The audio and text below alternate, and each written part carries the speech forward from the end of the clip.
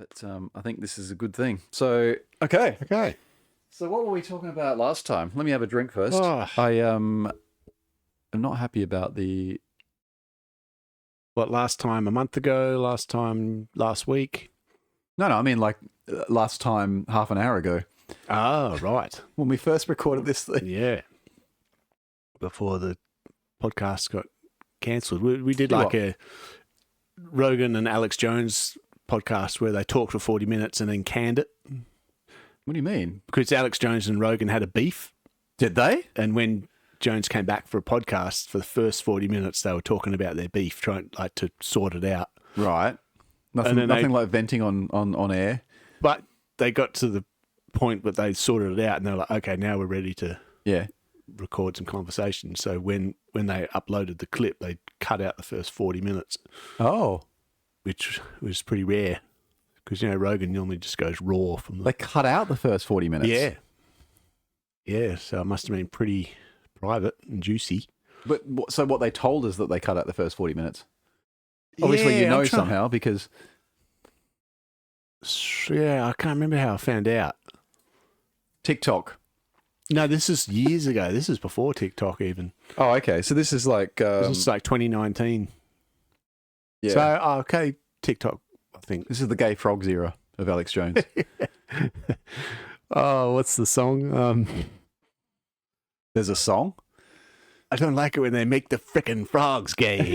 Yeah, actually, that does ring a bell. Yeah. Yeah. All right. So, listen, we got so much to get through, and like, my brain is like, why aren't you sleeping? Oh, it's the start of the night. Listen, the thing Come is, on, are we 46 or 26? Oh, I see. That's how it is it? This is we're going to pretend that we're 21 still. Yeah. Well, you can surf till you're 54 nowadays, so we can party till we're 54. No, we can party until we're going to live until we're probably party or potty. Well, or on the potty. Having a party on the potty. On the potty. As you get older, you get more on the potty. Yeah, we're going back to our off the potty onto days. The potty. But what was I going to say? We're going to live until we're like 200, probably. Oh, shit. Well, you might not. Because you refuse to go to the gym. You don't want to walk. Yeah, I don't want to do walking's going to kill you. Huh? I don't want to do any work. No, yeah, you have to work at it. I mean, I think some people are going to start living significantly longer. 200 though? I saw an article come out the other day where I didn't click on it because I couldn't be bothered, but the headline was something along the lines that someone's calculated that we should be able to live until we're about 4,000. That's ridiculous. So here's the thing. You say it's ridiculous, but I mean, okay, this is stretching. This is going against what mainstream science says at the moment and delving a little bit into the old, some of the fringe sort of thinking out there. Yeah. But the traditional thinking is that we started out as like apes dragging our knuckles around, right? And, we've kind of evolved to where we are now.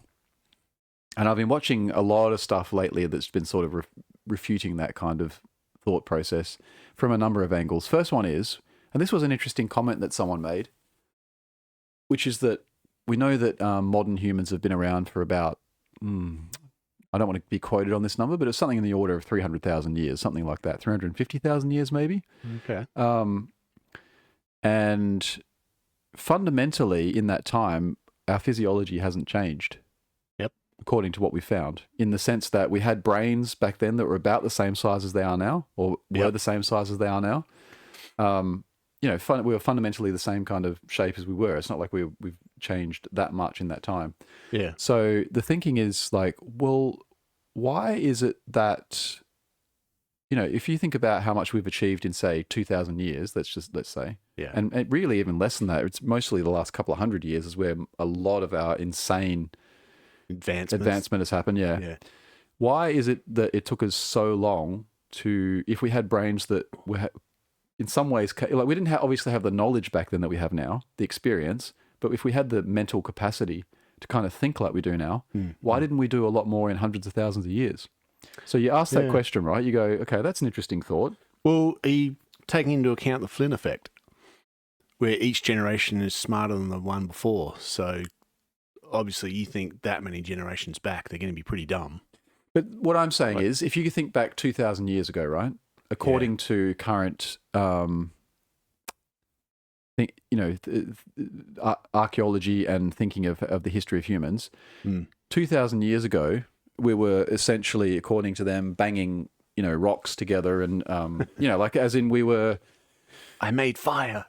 Okay, so let me put it another way. When was agriculture really became... It was only considered to have really come in around about 10,000 years ago, I think it is. Mm-hmm. And it's considered that agriculture is kind of like one of the main things that kicked off, that enabled a lot of human advancement. Because before that, you're like frantically running around just trying to kill the next rabbit. Yeah, or the gathering. The next thing that you want, you're basically spending all your time just eating or just sourcing food. Yeah. And then agriculture came along and it kind of made things a lot simpler. Imagine just waking up and all you got to think about is finding your food and eating. Well, look, it might sound simple and, like a dream life. Would have been a lot less depression around, I guarantee. Well, yeah, you didn't have time to be depressed. I mean, it sounds good until, something happened and all of a sudden you can't find food for a couple of days. And then, like, have you ever watched those survival shows on TV, like, and I'm not talking about Survivor because that's just rubbish. I'm talking about Alone, for example. Yeah, I've watched that. So literally people who just get chucked in the middle of the wilderness. Yeah. They're allowed to take a couple of items, like they can choose a couple of items. They might choose a knife, they might choose a rope or whatever. Yeah. But fundamentally, they are just there and all of a sudden they've got to find food. They have no idea what's around, so they've got to explore, find food, find water, all those sorts of things. And, they're... If they don't find food within a certain amount of time, it starts to get astronomically harder to find food because you start getting really tired, exhausted. Everything that you have to do is really hard. So if you go for a period of time where you don't eat, it's really hard. Like the problem is it's very hard for us to put ourselves into this mindset because we never experienced this. I mean, how many times in your life have you gone a day without food? Well, only intentionally. Right. Not how many times? Like 5? Like a handful of times? No, I couldn't even name one, I don't think. Well, there you go. Why would you? I have. You don't have to. I have. Just like fasting. Yeah, so I've done intentional fasting for like 3 days or something, nothing insanely long. But that was hard. That's once I did that. It's bloody hard. Yeah. So, okay. So how do you sleep? Stomach must just be rumbling and causing ruckus. I mean, we're going on a bit of a tangent here, but that's fine. Oh, that's what it's all about. Unscheduled detour. Whoa. So I found my experience with it was, and by the way, it's the reason I did it is it's really good for you, is what the research suggests. Yeah. Extended fasting. So you get to lose weight or to cleanse the system? Broadly that. Yep. But longevity, essentially. So, like, there's a really good video about it which we could pull up. But there's a guy who talks about if you just fast for say 6 hours or something, there's not really a lot of benefit because your body just kind of deals with it. 12 hours, not really much happens there, unless you do it regularly. Yep. But once you start getting into like the 3-day mark, there's some really crazy things that start happening in your body because your body starts to go, okay, this is sort of serious now. I actually haven't eaten for quite a long time. In order to get energy, I'm going to have to start changing my regular, energy generation processes and start sourcing it from elsewhere. Yep. So that's when you get things like ketosis and all that sort of stuff kicking in, and you can eat your muscles. There's all sorts of ways that the body can make. What are the benefits? So the benefits are, and I don't want to be quoted on this. I would look it up, but it's something around the order of like,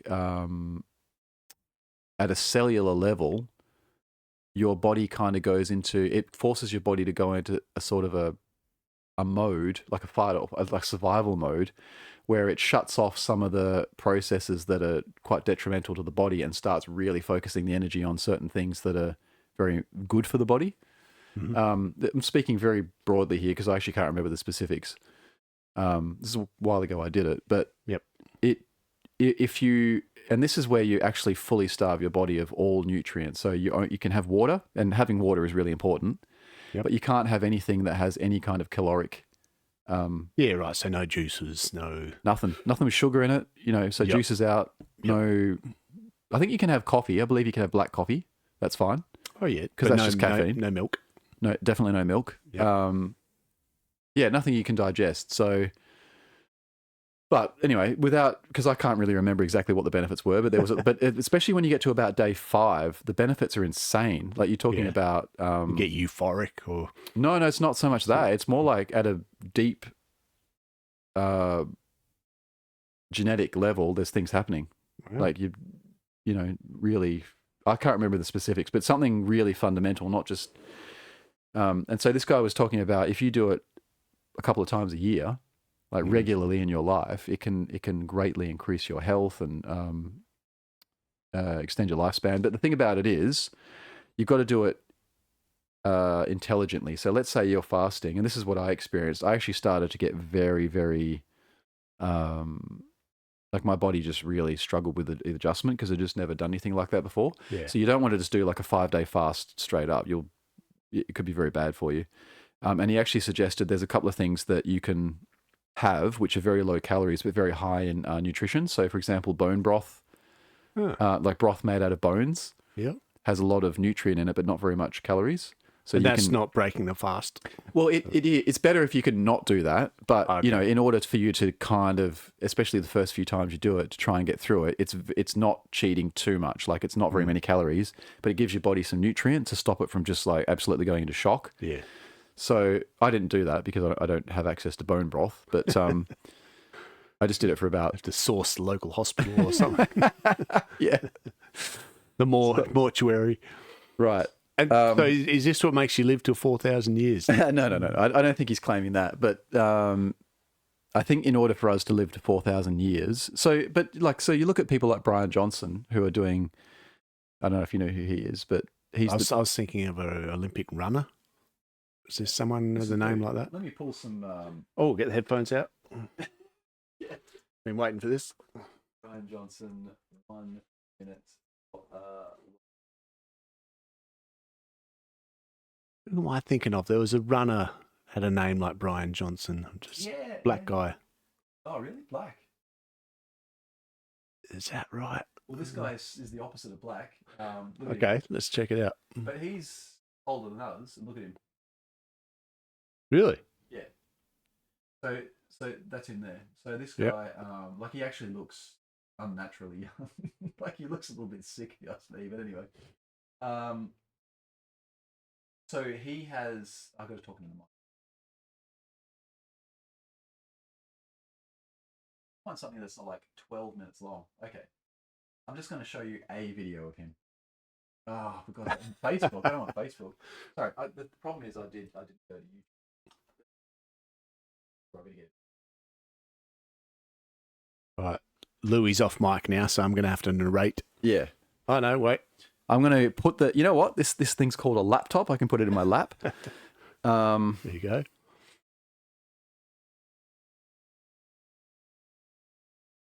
All right. Here we go. Everything I've learned, and it's in a short. So surely that's got to be what we want, right? So 30 seconds of I'll knowledge. warn you, this guy is a little bit, how do I put it? I feel like he struggles to relate to normal human beings. Let's just put it that way. A bit awkward. I feel like that's one of his great challenges in his life is he's a bit out of place. But okay. Well, is he autistic? Well, something like that, okay. I feel. But I don't know that he's ever been diagnosed with autism. But anyway, if I put this here. All right. Pause it. Oh, for God's sake. So headphones on. Let's try this out. By the way, I'm really hoping that people notice the improvement in the podcast quality. Well, except for the 720p. Even though we had to downscale it because the computer couldn't handle the awesomeness. So check this out, bro. This is why I had it down here. Yeah. So that you could see it. Oh, amateur hour. All right. You ready? Bring it. Brian Johnson. Fasting. Living to 4,000 years. Is this the 4,000 years old guy? No, but just watch this for a second. Oh, wait, can you hear that? It's not playing. No. Did you hear it before? No. What's that?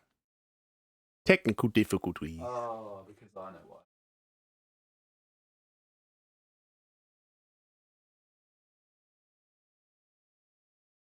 All right, yeah. Be in your bed for 8 hours. Same bedtime every night, anytime before midnight. Don't eat right before bed. Calm foods for dinner. No screens 1 hour before bed. Avoid added sugar, fried foods, and all things in American convenience stores. Shoes off at the door. Eat whole foods. Walk a little after meals or do air squats. Get your heart rate high routinely. Lift heavy things. Stretch daily. Water pick, floss, brush, tongue scrape morning and night. Make an effort to drink water. Get sunlight when you wake up. Protect skin in midday sun. Stand up straight. See at least one friend a week. Avoid plastic where you can. Circulate air in rooms. When stressed, breathe. Go to the dentist. Avoid sitting for long times. All right, I'm going to start it again for you, okay? Thank you. This is the problem with wireless headphones is they turn off. Right. Okay, you got to be onto it. That's the issue we had. I'm tech illiterate. Things I've learned. Hear it now? Mm-hmm. Sleep is the world's most powerful drug. Be in your bed for 8 hours. Same bedtime every night, anytime before midnight. Don't eat right before bed. Calm foods for dinner. No screens. Okay, so just he's obviously like powering through them here. Yeah. But the actually maybe I'll tell you at the 1 end. hour before bed. Avoid added sugar, fried foods, and all things in American convenience stores. Shoes off at the door. Eat whole foods. Walk a little after meals or do air squats. Get your heart rate high routinely. Lift heavy things. Stretch daily. Water pick, floss, brush, tongue scrape morning and night. Make an effort to drink water. Get sunlight when you wake up. Protect skin in midday sun. Stand up straight. See at least one friend a week. Avoid plastic where you can. Circulate air in rooms. When stressed, breathe. Go to the dentist. Avoid sitting for long times. Protect your hearing. Alcohol is bad for you. Finish coffee before noon. Avoid bright lights after sunset. If obese, look into GLPs. Sleep is in a cold room. Text while driving is dangerous. Turn off all notifications. Limit Come on, some of these are a bit obvious. Don't smoke anything. They're all Read a book obvious. Before bed. Have 1 hour wind down routine. The body is a clock and loves routine. Avoid long distance travel where you can. Do less. Most things don't work. There's some good advice in there. So the thing is, right? They're all obvious, and this is Well, he said lift heavy things. Yeah, so I'll give you a really, because I've watched a lot of Brian Johnson. He's actually awesome. Why is it not changing to me? Why do you get to hog the camera? The camera just loves me. I'm sorry. No, this is unacceptable. Okay, there we go. So I'll give you the very high level breakdown of his advice, because a lot of it is, so one thing I guess he's really big on is things that we can actually do, not like, drink the blood of young children and that will make you live longer kind of thing. Adrenochrome. Yeah. So the number one thing is sleep.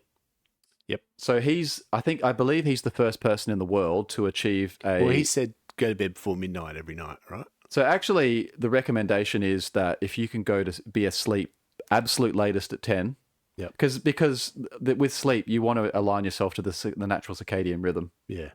So there's a lot of people who are like, oh, I'm a late night person or I'm an early morning person. It is garbage. Like, what's happened here? Your phone's gone off, dude. Oh no. You're going to have to... your way. There we go. Oh no, it's back. It's back, baby. Or is it mine gone off? Speak. I'm trying to speak. Oh, mine's yours died. gone off. What is going on? We have amateur hour. Now, oh, look at that. It's died. It's locked itself. It's the whole... Oh, your freaking phone lock. Yeah. Man. Is it back? It's the most annoying feature. You got to talk on your mic.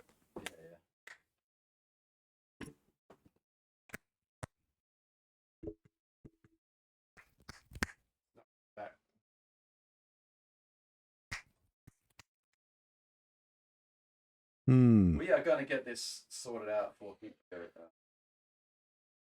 Just a few sound. Oh, did it go back then? No. No. I think it's still on me.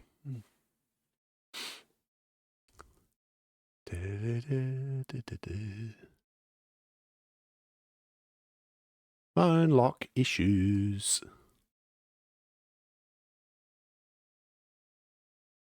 Yeah. Can't live with it. Can't live without it. Like everyone says, I want to go back to the 80s, but how would you function without being able to just pay your bills in an instant and, you know, talk to everyone from your lounge room. You've got to like get outside and go actually see people. It's hard work. Yeah, well, this is it. That's exactly right.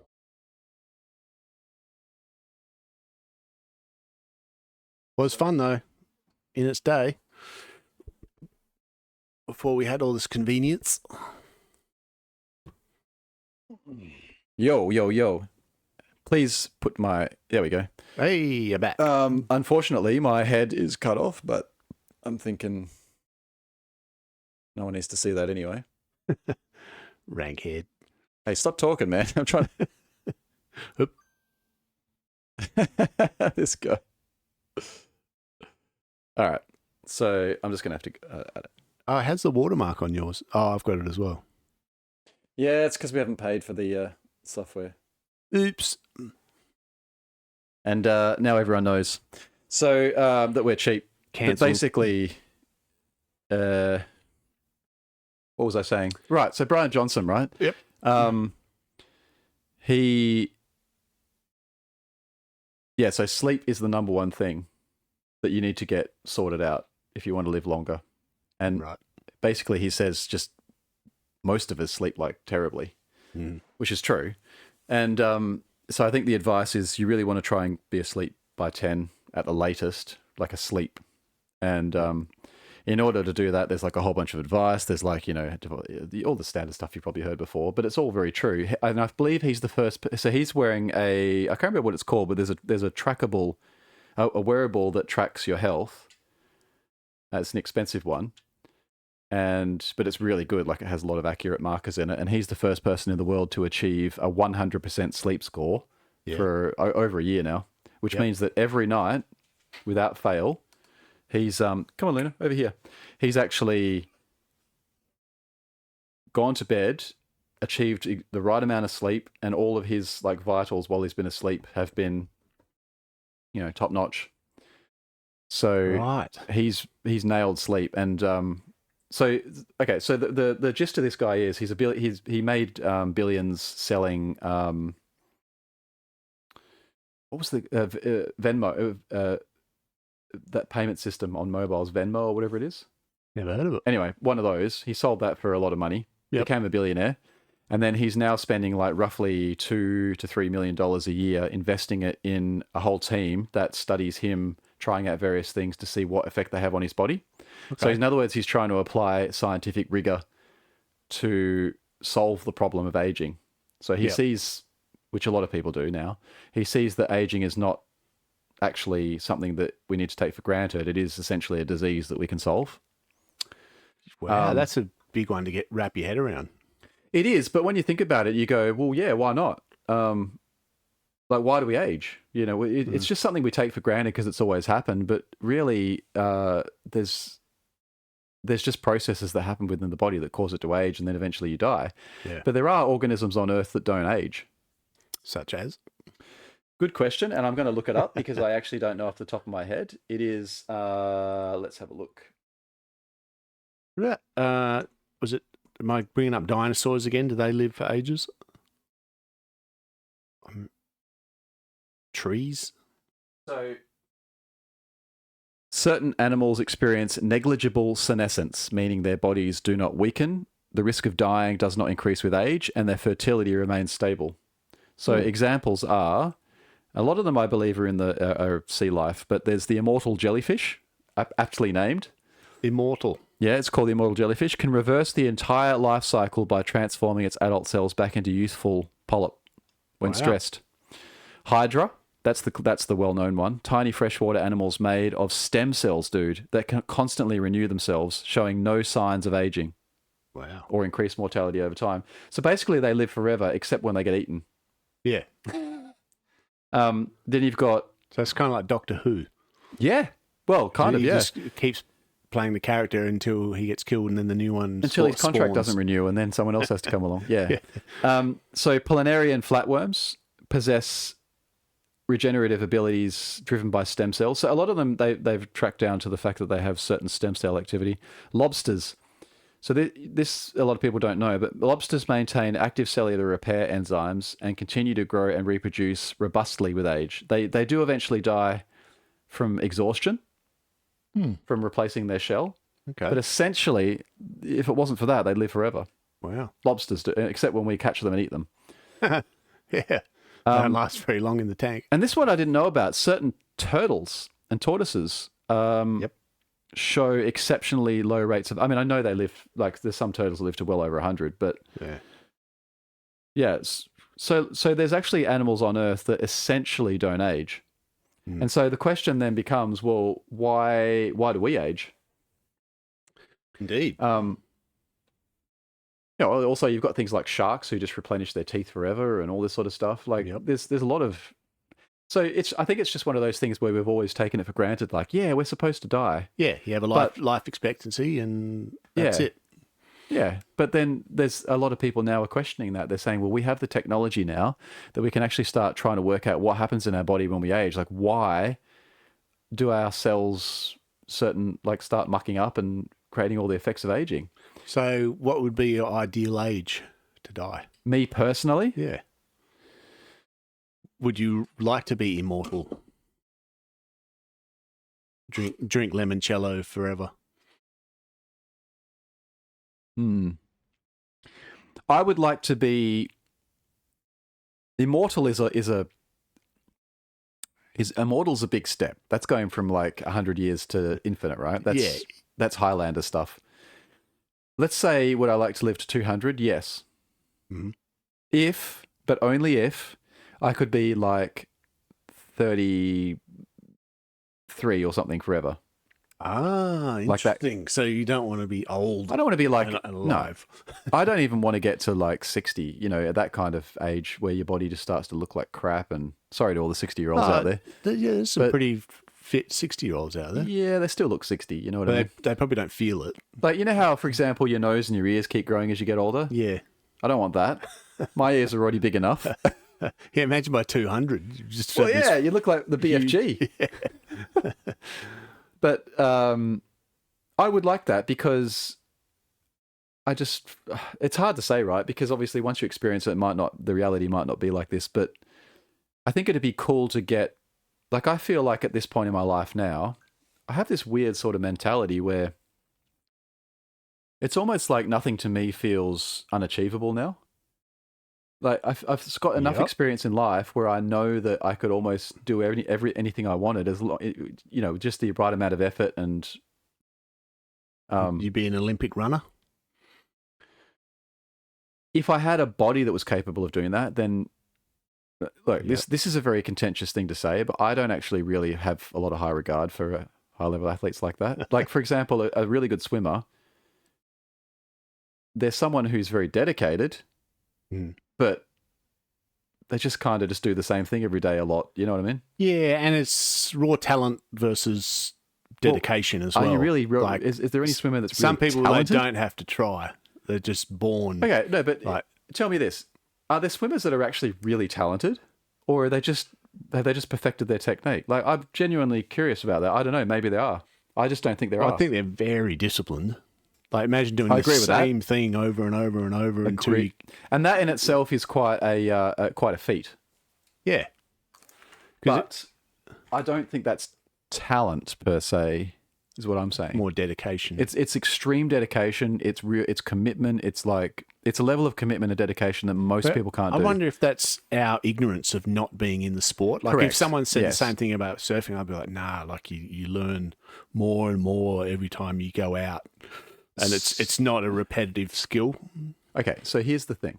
Hear me out, right? Because I know this sounds like I'm just being an absolute dick, but it's not so much that. I am prepared to be wrong here. When you surfing, for example, there's a lot of variables, right? When you go out, you'd have to say probably every wave is different. Yeah. Like, it's just, you don't know ahead of time what the wave's going to be, like, except for in a wave pool, I guess.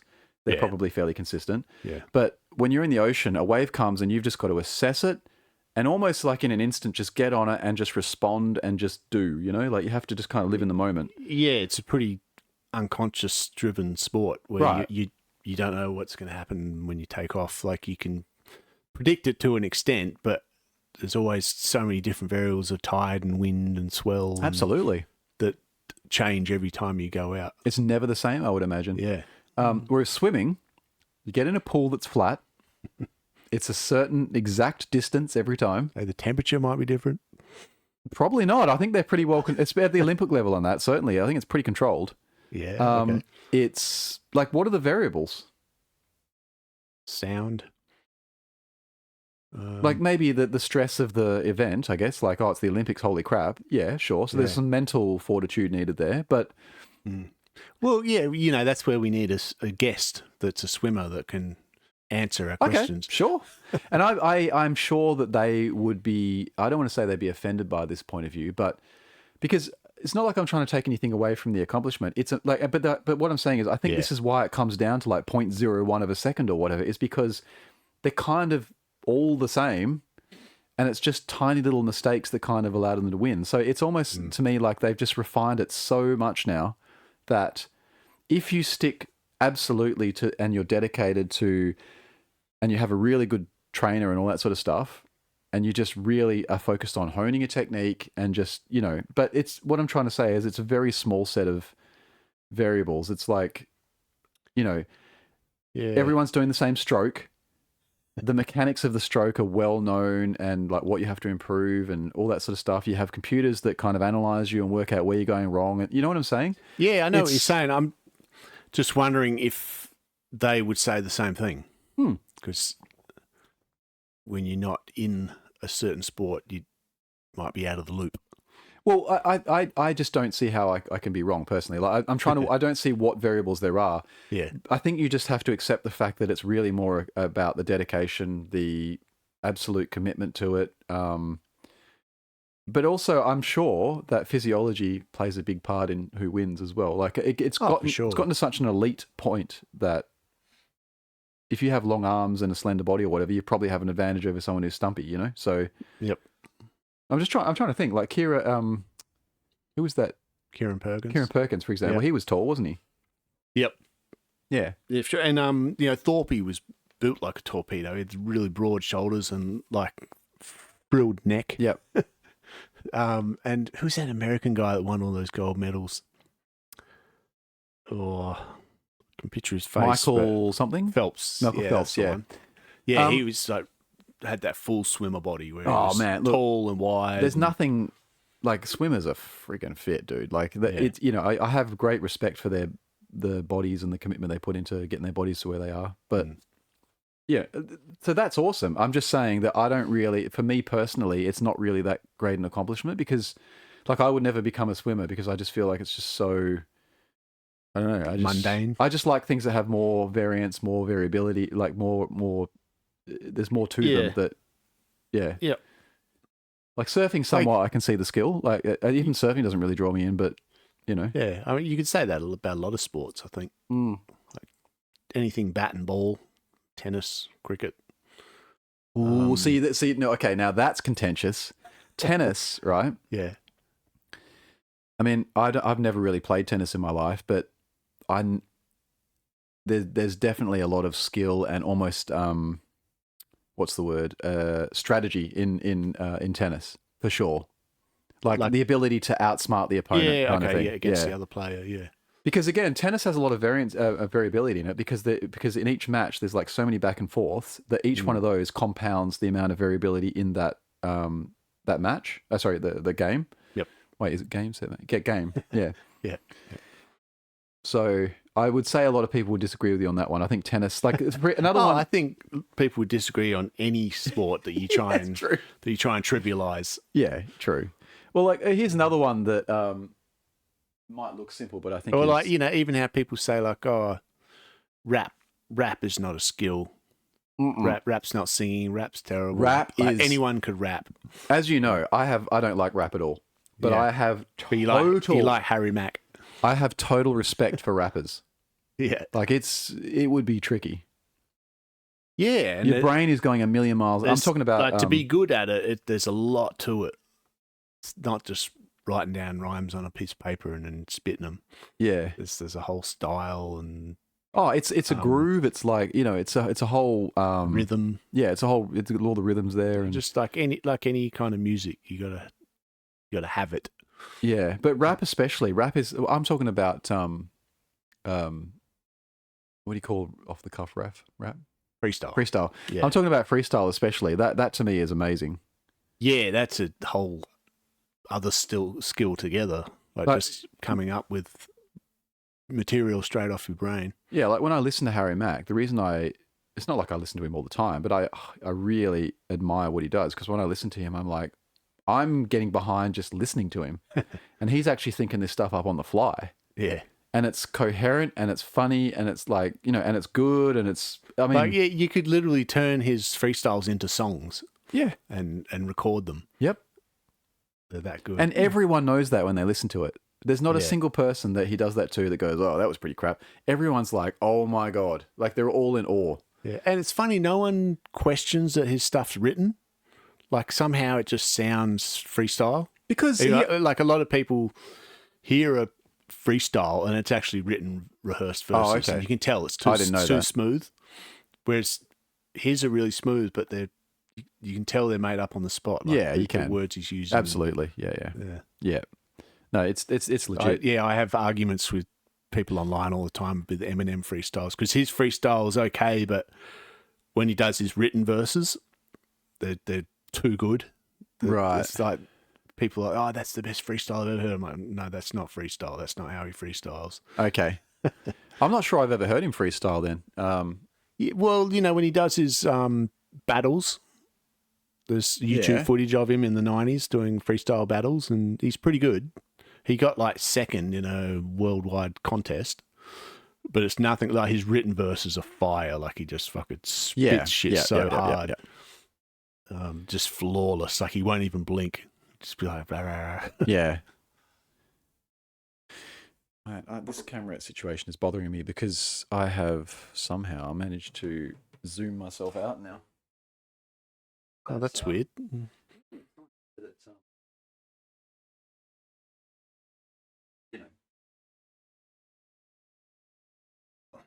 How's the limoncello batch? Limoncello is good. Oh, you're off mic now, so I'm just pretty much talking to myself. And the viewer. Oh, how about you viewers at home? What's a generic sport that we can debunk? What's the most boring sport? Who else can we insult? I've kind of got into the curling. I used to write that off. Into curling? Yeah. I kind of like watching it at the last Olympics. How does one get into curling?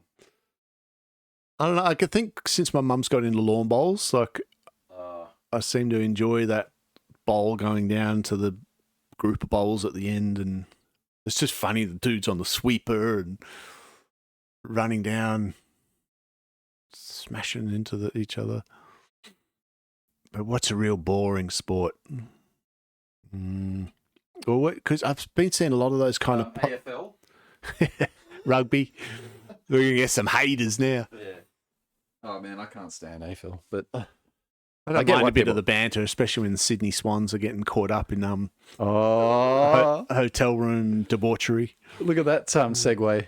You had something there because I don't watch regular news or keep up with events, so you have to fill me in. I have no idea what's going on. Yeah, well, I guess I watch the Today Show in the morning. I consume a lot of Facebook. That's pretty much my mainstream consumerism. TikTok is your mainstream, isn't it? TikTok's more like conspiracies and, well, it depends. Sorry. So you're talking about for mainstream specifically? Yeah, Gotcha. Yeah, Facebook's good for that. A lot of news articles and stuff like that. Yeah, I kind of refuse to go on. Not refuse, but I just don't go on Facebook. Yeah, and then you miss out on things like the census. Yeah, let's not talk about that. No, I did do the census though. Yeah, I'm not going to get you in trouble. Yeah, I almost missed it. Yeah, I like those kind of things are just everywhere in the TV. Listen, mate, I have a receipt for the census, right? So I am. Show us. No, I can. I'm not going to though. I'll take your word for it. Yeah, no, I got a receipt, so I'm good. I'm legit. Yeah.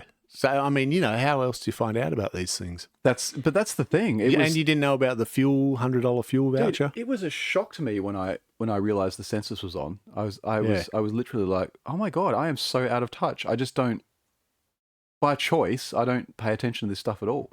But I wonder if you'll miss out on important things. Like what? I don't feel like I missed out. Lockdowns or things that are like legal. I wonder whether a lot of these things that we think are important are just they just create people unnecessary stress. Like I find it really good that I don't think about all these things because, for example, Australian politics, it actually, in my opinion, doesn't serve you at all to think about it. We don't live in a democracy, so there's no point thinking about it. Yeah, and you have no say over all these things. Some dude's going to get in, whether you vote for him or not. And they're all useless. It's not going to change much. Unless you're going to go into politics and do something about it, I don't really see the point of stressing about it all, Yeah. Like people just get outraged and they're like, oh, blah, blah, blah said this, Pauline said this, Albanese said this. Yeah, but you almost missed out on the $100 fuel voucher. All right, speaking of that. Oh, you wanted to do that on stream, didn't you? Well, I want to see if I'm... So where do you go to...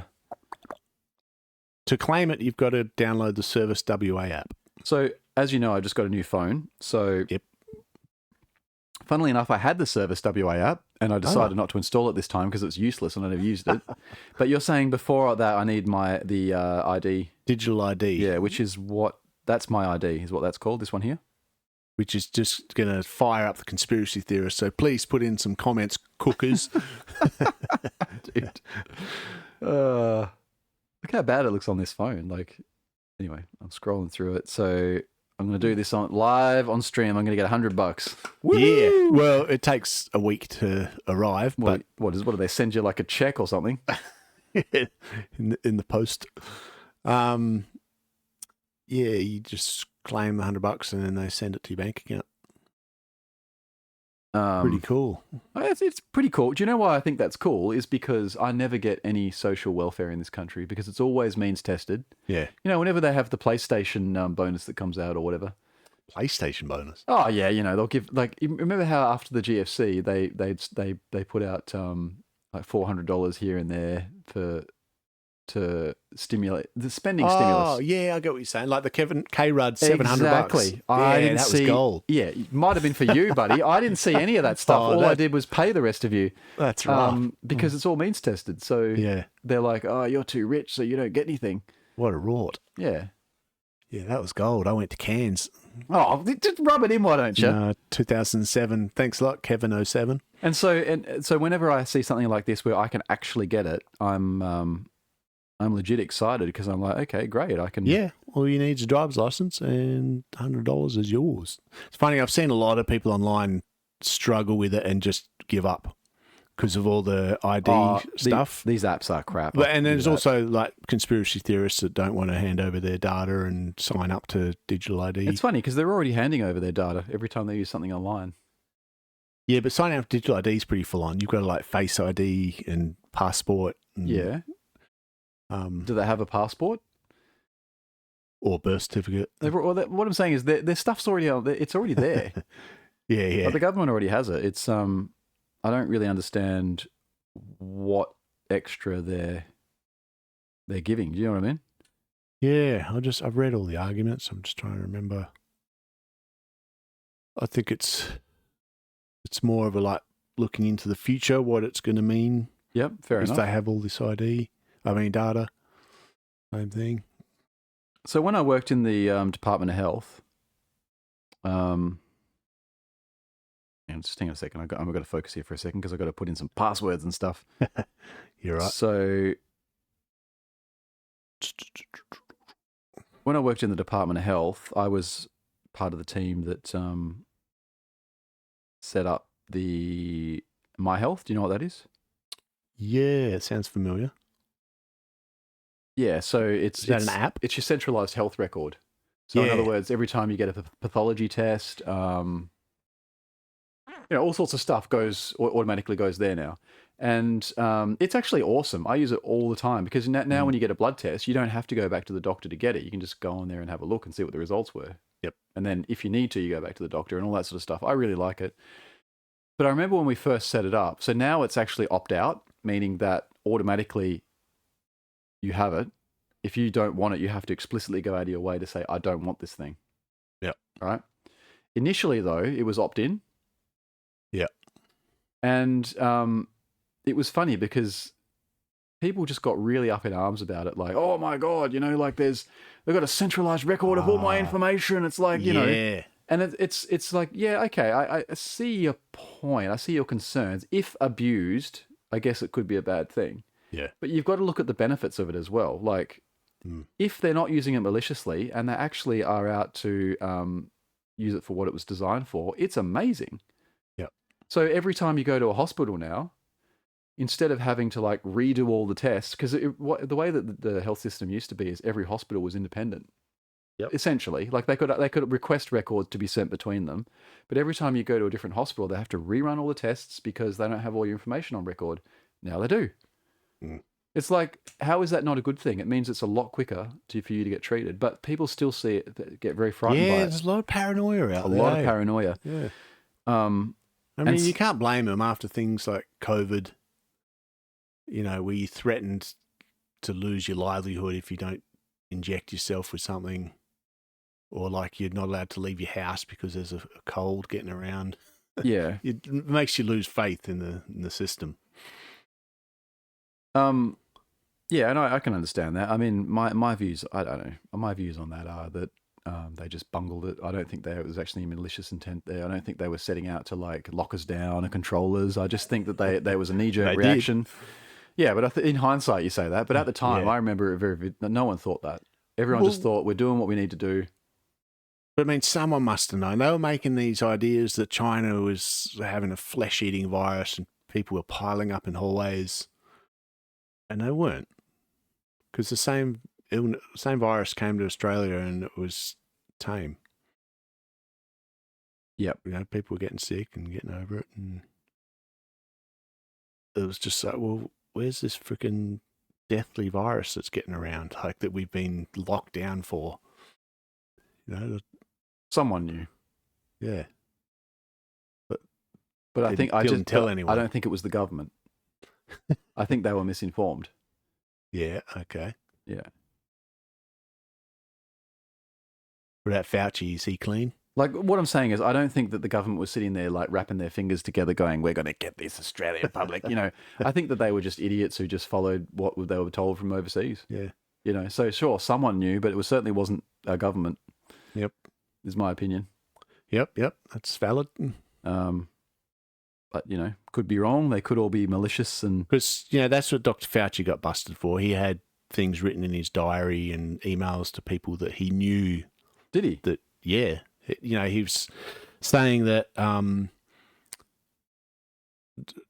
he knew the vaccine wasn't going to prevent transmission, but he was saying just tell that to people anyway so they'll take it.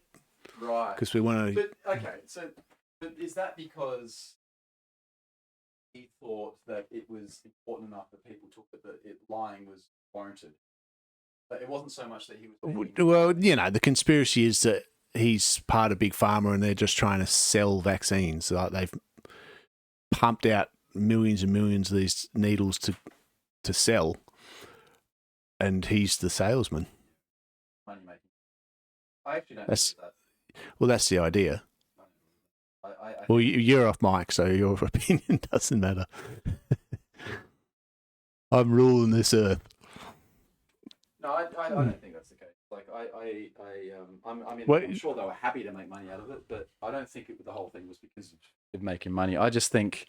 Because he made a ton of money, dude. He was getting all these awards. Yeah, look, I'm sure that's true. And I'm sure he's very happy to get that money, and I'm sure that the companies were very happy to make money. I'm just saying I don't think that the whole thing was constructed to make money. I think it just came about, and they were like, great, we can exploit it. Yeah. So, but that's nothing new. That happens all the time.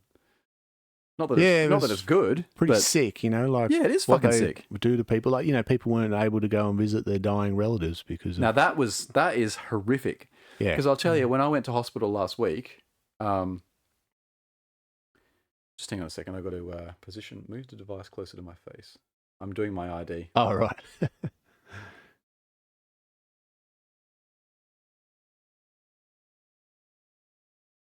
Ladies and gentlemen, he's now become a robot. Yeah, when I went to hospital, and I didn't have anything infectious or anything like that. It was just they were treating me for something very serious. Yeah. My wife wasn't allowed to come in for about 15 minutes. Yep. Just because she would get in the way, essentially. Right? Yep. Like, so just in case they needed to treat me very urgently or whatever, and people needed to be around, they don't want people in there kind of cluttering it up and getting excited, getting distraught and all that sort of stuff. Yep. But just in that 15 minutes, I'm there by myself, potentially dying, and that gives me a taste of that just horrific situation to be in, where you just feel so alone. Like it's the time when you want someone the most. Yeah. And no one can be there. And I actually was thinking about that. I remember very vividly all the stories of like elderly people, especially where they would just die alone. Yeah. And it's so horrific. Yeah. It's just absolutely terrible. Because of an empty hospital with no virus in there, no patients. Yeah, it's just horrible, man. Like that is, it's just, it's a very traumatic thing for. Oh god. And then you have all the sort of trivial things that happen, like people couldn't have crowds at weddings or funerals, and I mean funerals are pretty bad, but it's not like a dying relative in a hospital. That's as low as it gets, really. But oh man, I've seen some funny photos of like weddings with people in hazmat suits. Like legit? Yeah.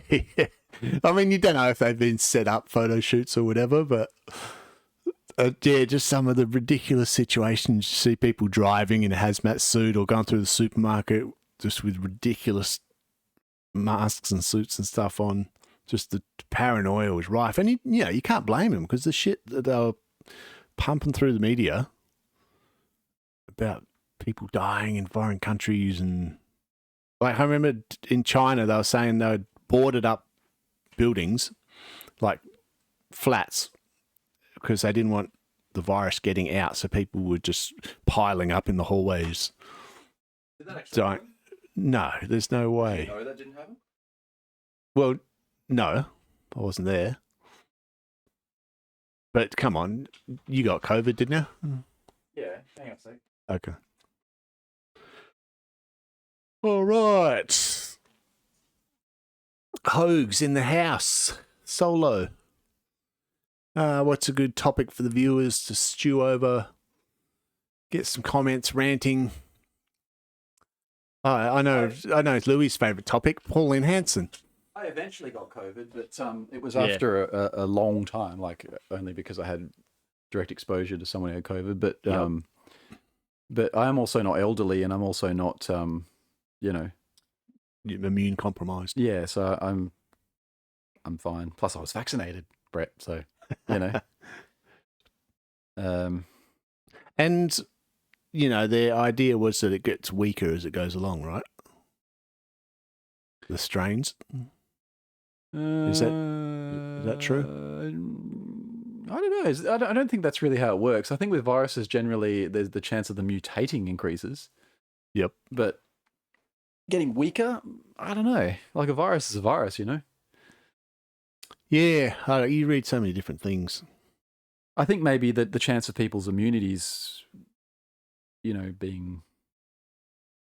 being able to fight it maybe increases or something because there's more people have fought it, therefore there's more immunity around, or I don't know. I'm not really sure on that. That sounds... Yeah, we're not virologists. No.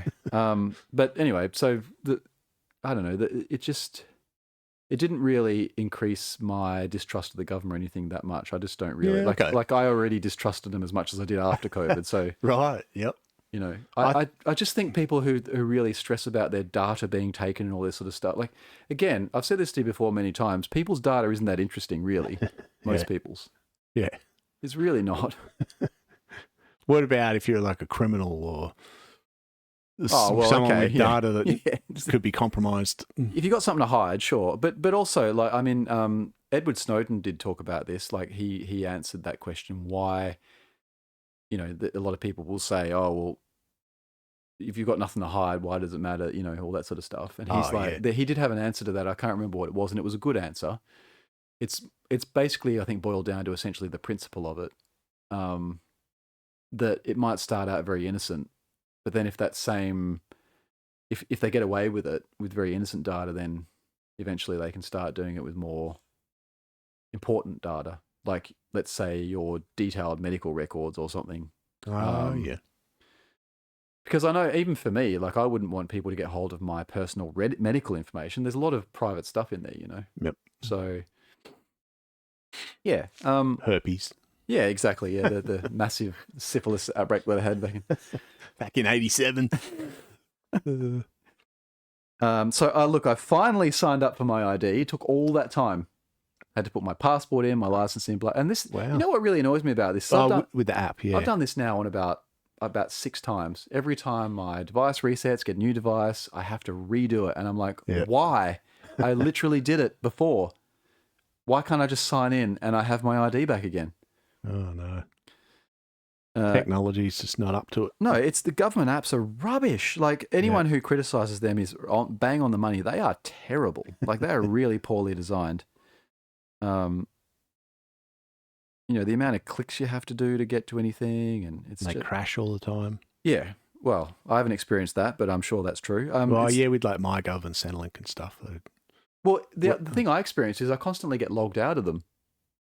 So you don't use them every day, right? Well, I don't. So when you finally get around to using it, maybe once every couple of months, you're logged out. You have to go through the whole verification process again. It's like, I just want to do a thing. Yeah. I just want to check my Medicare status or whatever. And then you've forgotten your password. You've got to create a new password. Yeah. It's horrific. So what have you got up to? So you said I need Service WA. Yep. So I'm installing that.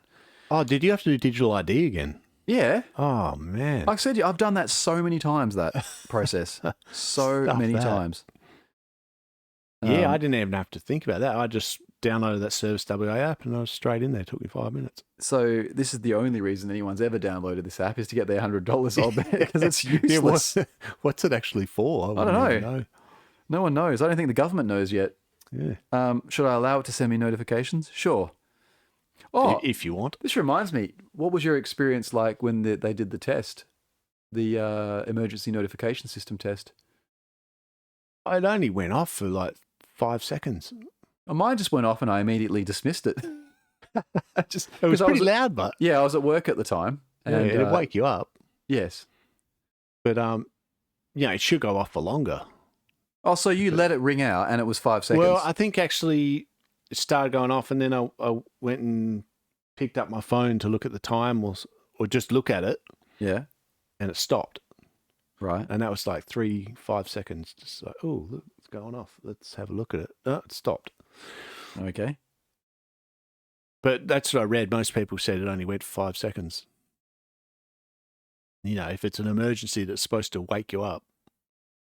Right, dude. Probably what? I've got Service WA installed. Do you remember how to do it? Do I need to link a service? No. Okay. Offers? Is it under offers? Maybe. Give me.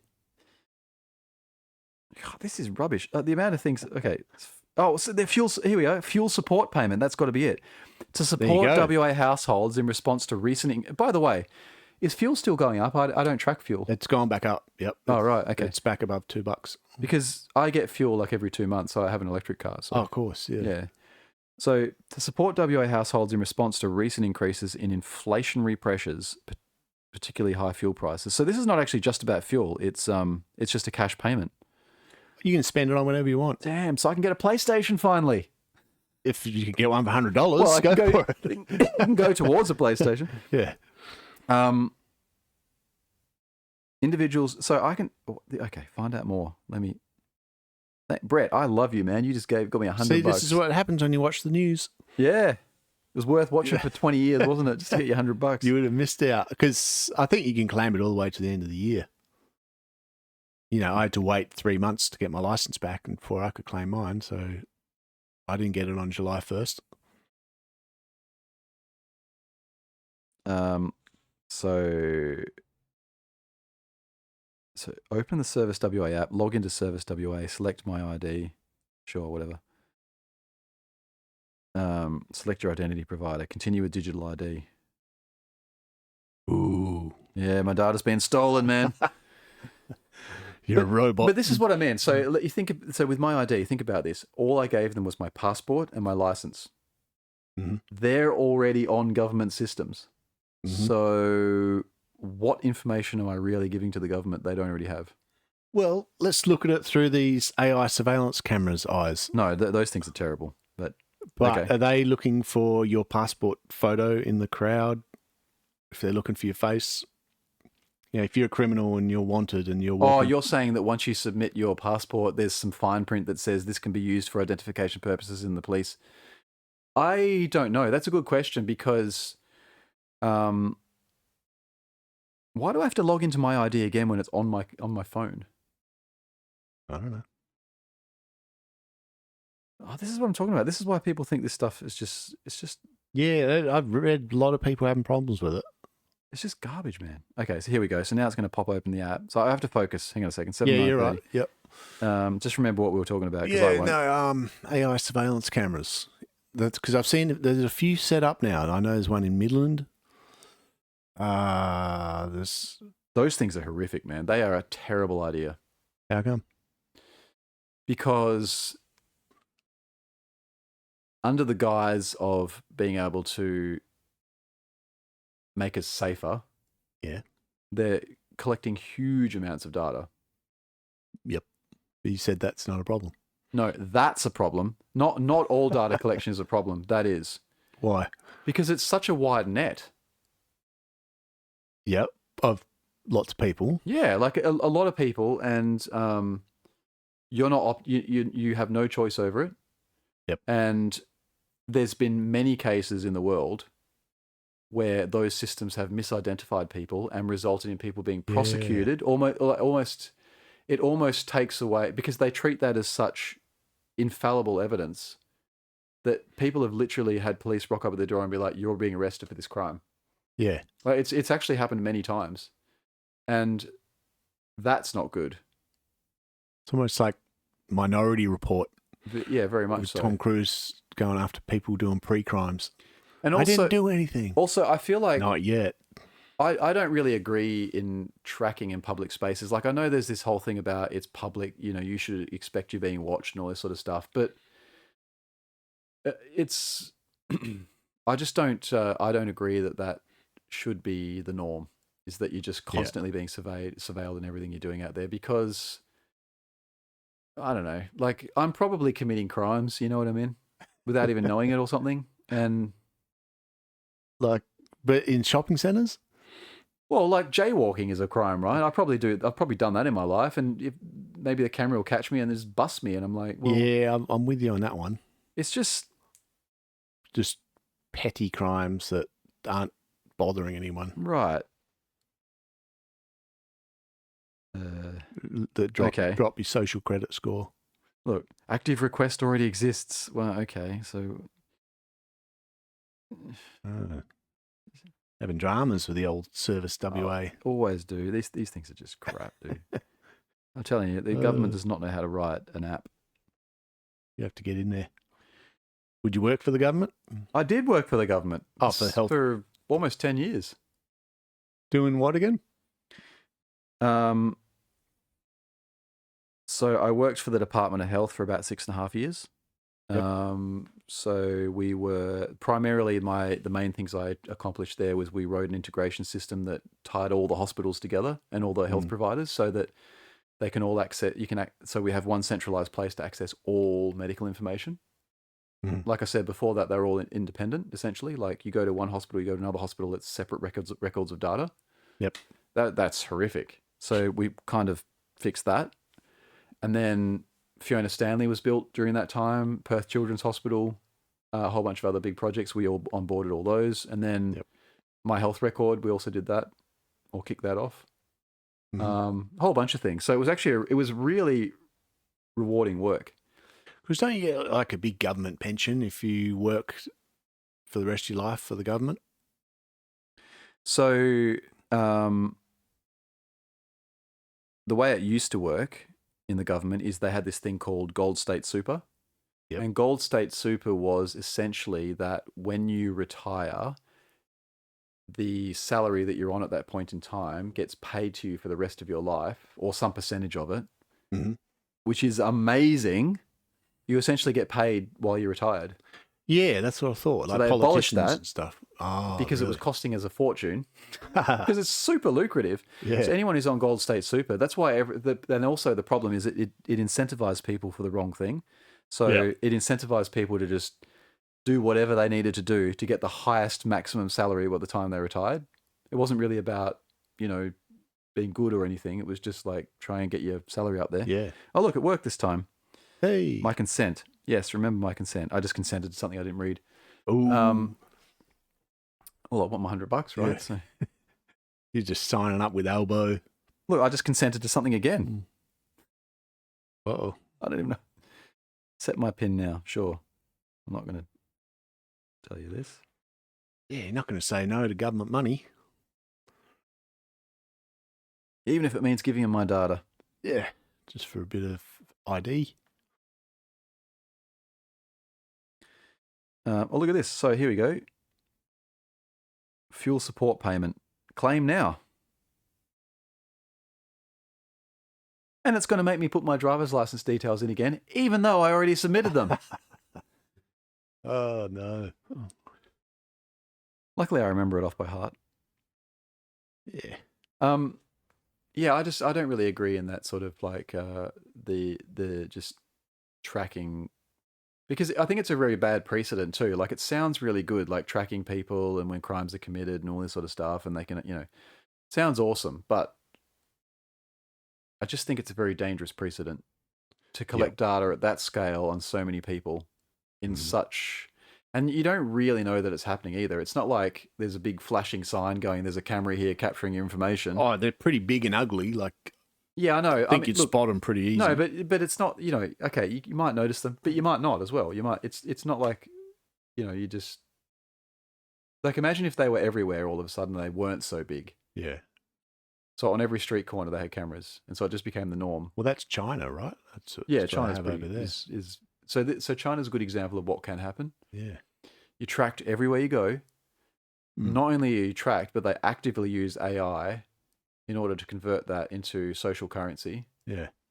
And then you're like restricted from doing things if you're it has an effect on your life. That's right. Yeah, don't want that. Well, that's that's where it's going. You reckon? Well, it could go that way. Yeah. I'm not saying it will. Yeah. But it's a slippery slope, right? Well, totalitarian tiptoe. They start off with a little bit and then totalitarian tiptoe onto the next one. Yeah, I'll put that into a rap. That's a David Icke saying. It's a real alliterative phrase, that one. Yeah, he loves that one. Yeah, because I'm all for the criminality side of it. Like, he's got to clean that shit up. There's just too much of it in the cities. I love living in the city, but there's just too many scumbags and derelicts just ruining it. I agree with that.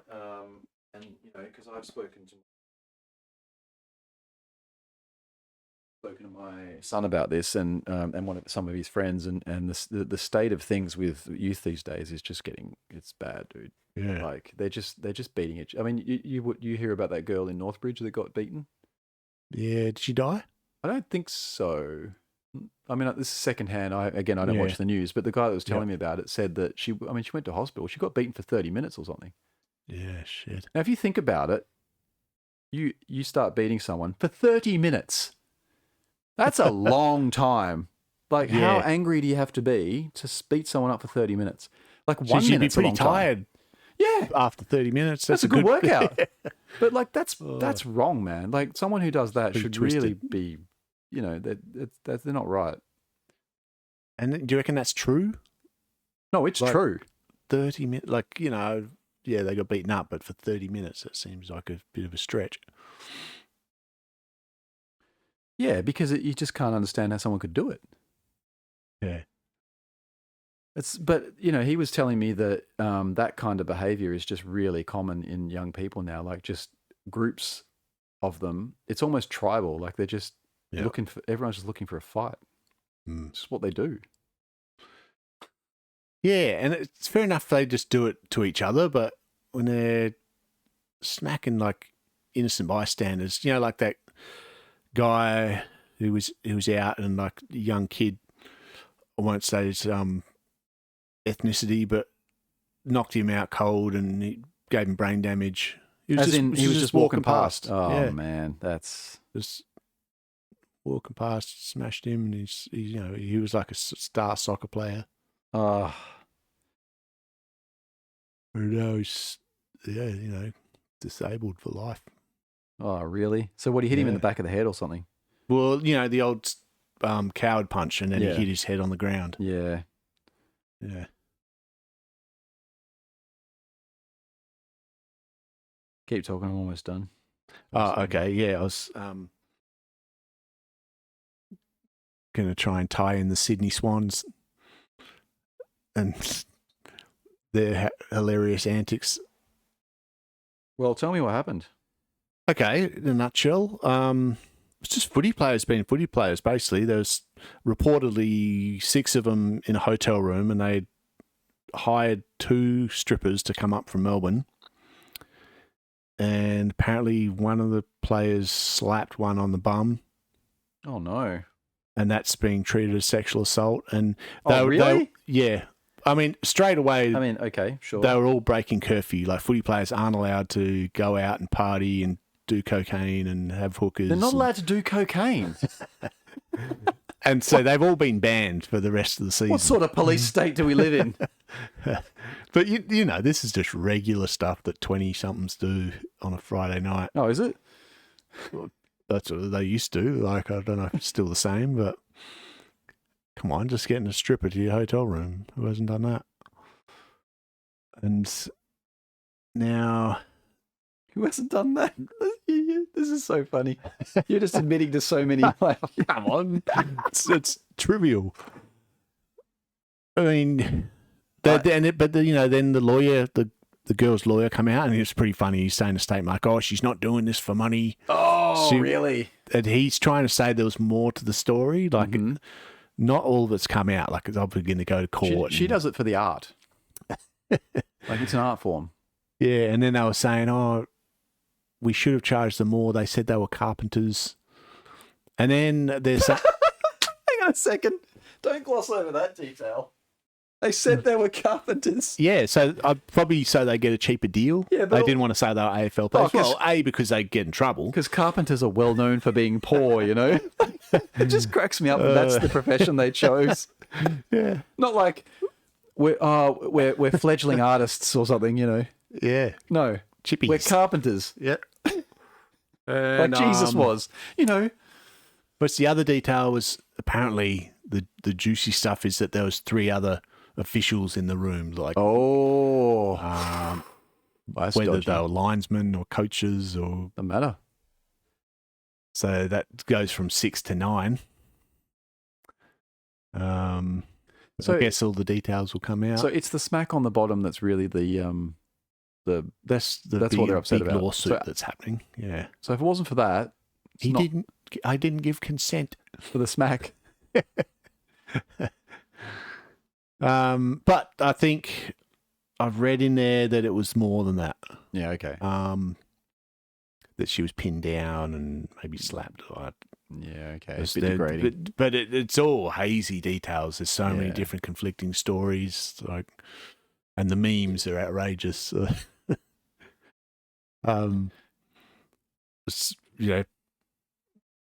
Pictures of just pinged out guys, and they've photoshopped on a Sydney Swans jacket onto this raging lunatic. Oh, okay. Yeah, that sounds. I mean, footy's got a bit of a history of these sort of things popping up every now and then, doesn't it? Oh yeah, man, Jesus! But they just can't get away with anything these days. No. Wow. Like, you know, they used to punch each other all the time on field, and like you do that now. It used to be interesting. Now it's boring. Bring back the Biff. Well, it's like, you know, okay. You know, like think about ice hockey, right? Ice hockey is fun because every now and then they beat the snot out of each other. And don't they score the fights? It's not. Do they? Yeah, I'm sure it's part of the game. Like they actually get scored, whether they win or not. That makes it even, as in like you get a point or something. Yeah, I'm pretty sure. Get out of town. I'm sure that would be so cool if that was the case. Yeah, maybe it's just street cred points. But... Yeah. If that was the case, they just beat each other up all the time. They wouldn't even play the game. It's just all the guys that walk on would just be these ripped dudes like, come here. You know, that guy got cancelled off his footy team for so many games because of a homophobic slur. Oh, was that Adam somebody? Oh, that was Adam Goods was years ago. He's the one that got slurred. A kid in the audience called him a slur. Yeah. And he made a big fuss about that. How do I know about that? I do not watch this. That was like 10 years ago. I don't follow footy at all, so yeah, I just followed on social media. Maybe. You just follow the drama. banter. You can't. I mean, you can't avoid it. It's everywhere.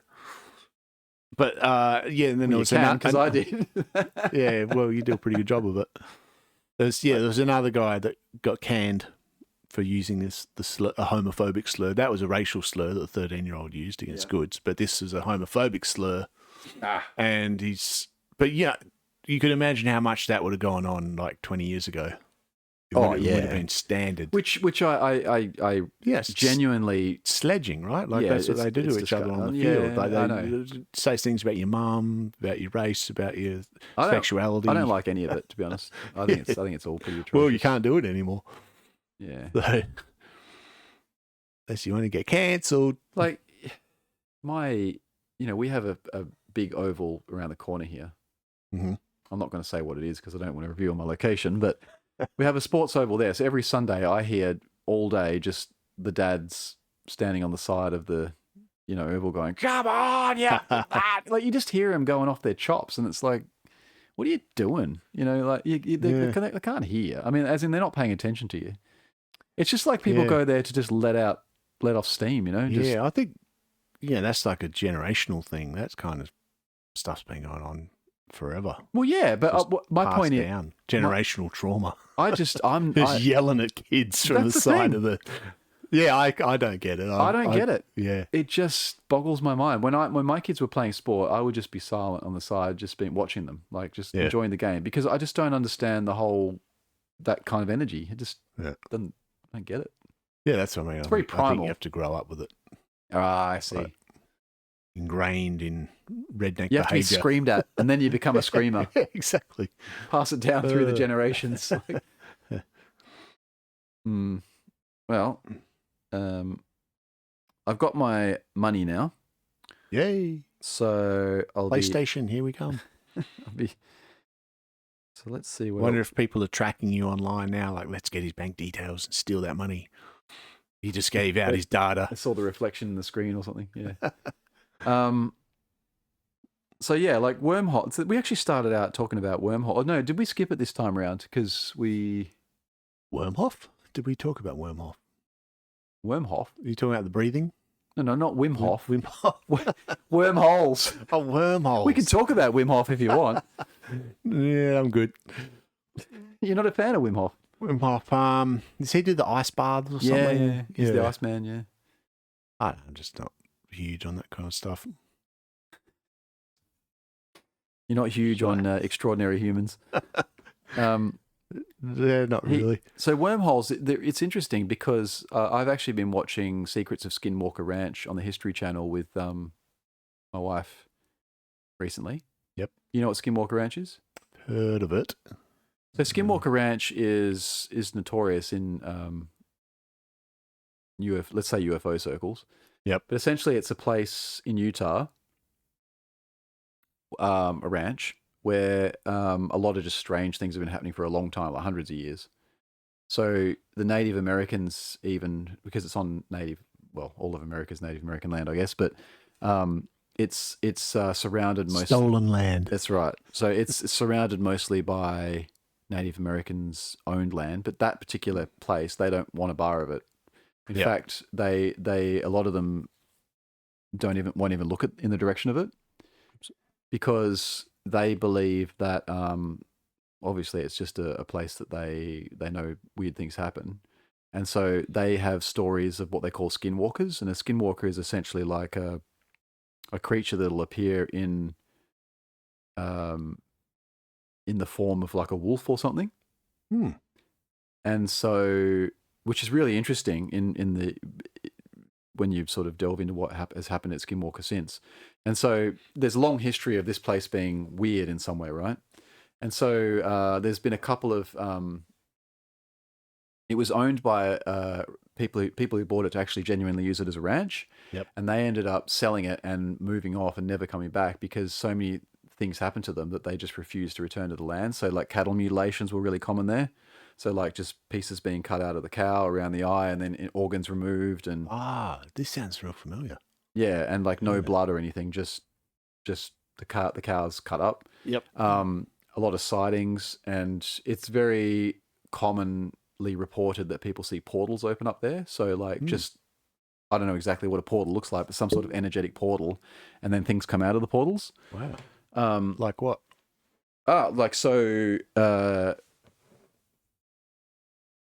Things that people can't really describe. So like energetic things, creatures. So we don't want to say they're aliens, but like creatures, like humanoid kind of creatures is a common one. And then another one is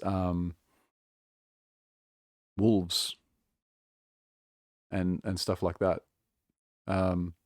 So then a guy called Robert Bigelow ended up buying it, and Bigelow. Yeah, I know Bigelow, but he owns a company called Bigelow Aerospace, and they're actually massive. Like he's a multi-billionaire, and they do a lot of work in the aerospace industry. Like they're a pretty big company, and he actually managed to broker a deal with the government, and they invested $22 million, and they actually set up like a research institute called NDIS that investigated the phenomenon on that place for like 10 plus years. So they obviously took it semi-seriously. And then, anyway, he ended up selling it to a guy called Brendan Fugel, who's a billionaire property developer, in 2019. And he decided to actually he actually bought it because he thought it was a crock of rubbish and he wanted to debunk it. And so he set up a team to, properly investigate scientifically all the things that were happening on this place. And he then, quite early on, he actually had an experience where he saw firsthand when he was showing some people around the place a couple of two UFOs. And like they were huge, and he saw them, like instantly teleport around the place and all that sort of stuff. So after that, he was like, okay, I can't refute this now. There's something going on. And so he decided to actually, at some point, he brokered the deal with the History Channel, and they started actually filming what they were doing. And so you can actually go online now and live stream. All their cameras are live streamed 24/7, and all that sort of stuff. So it's been going for 8 seasons now, or 7 seasons. I feel like they did an episode on that on UFO Hunters. They might have. Yeah, it's very famous. Ranch. Very, very famous. Really familiar. But even we've only watched the first 2 seasons, and even the things that have happened in the first 2 seasons there's on camera they've caught multiple UFOs.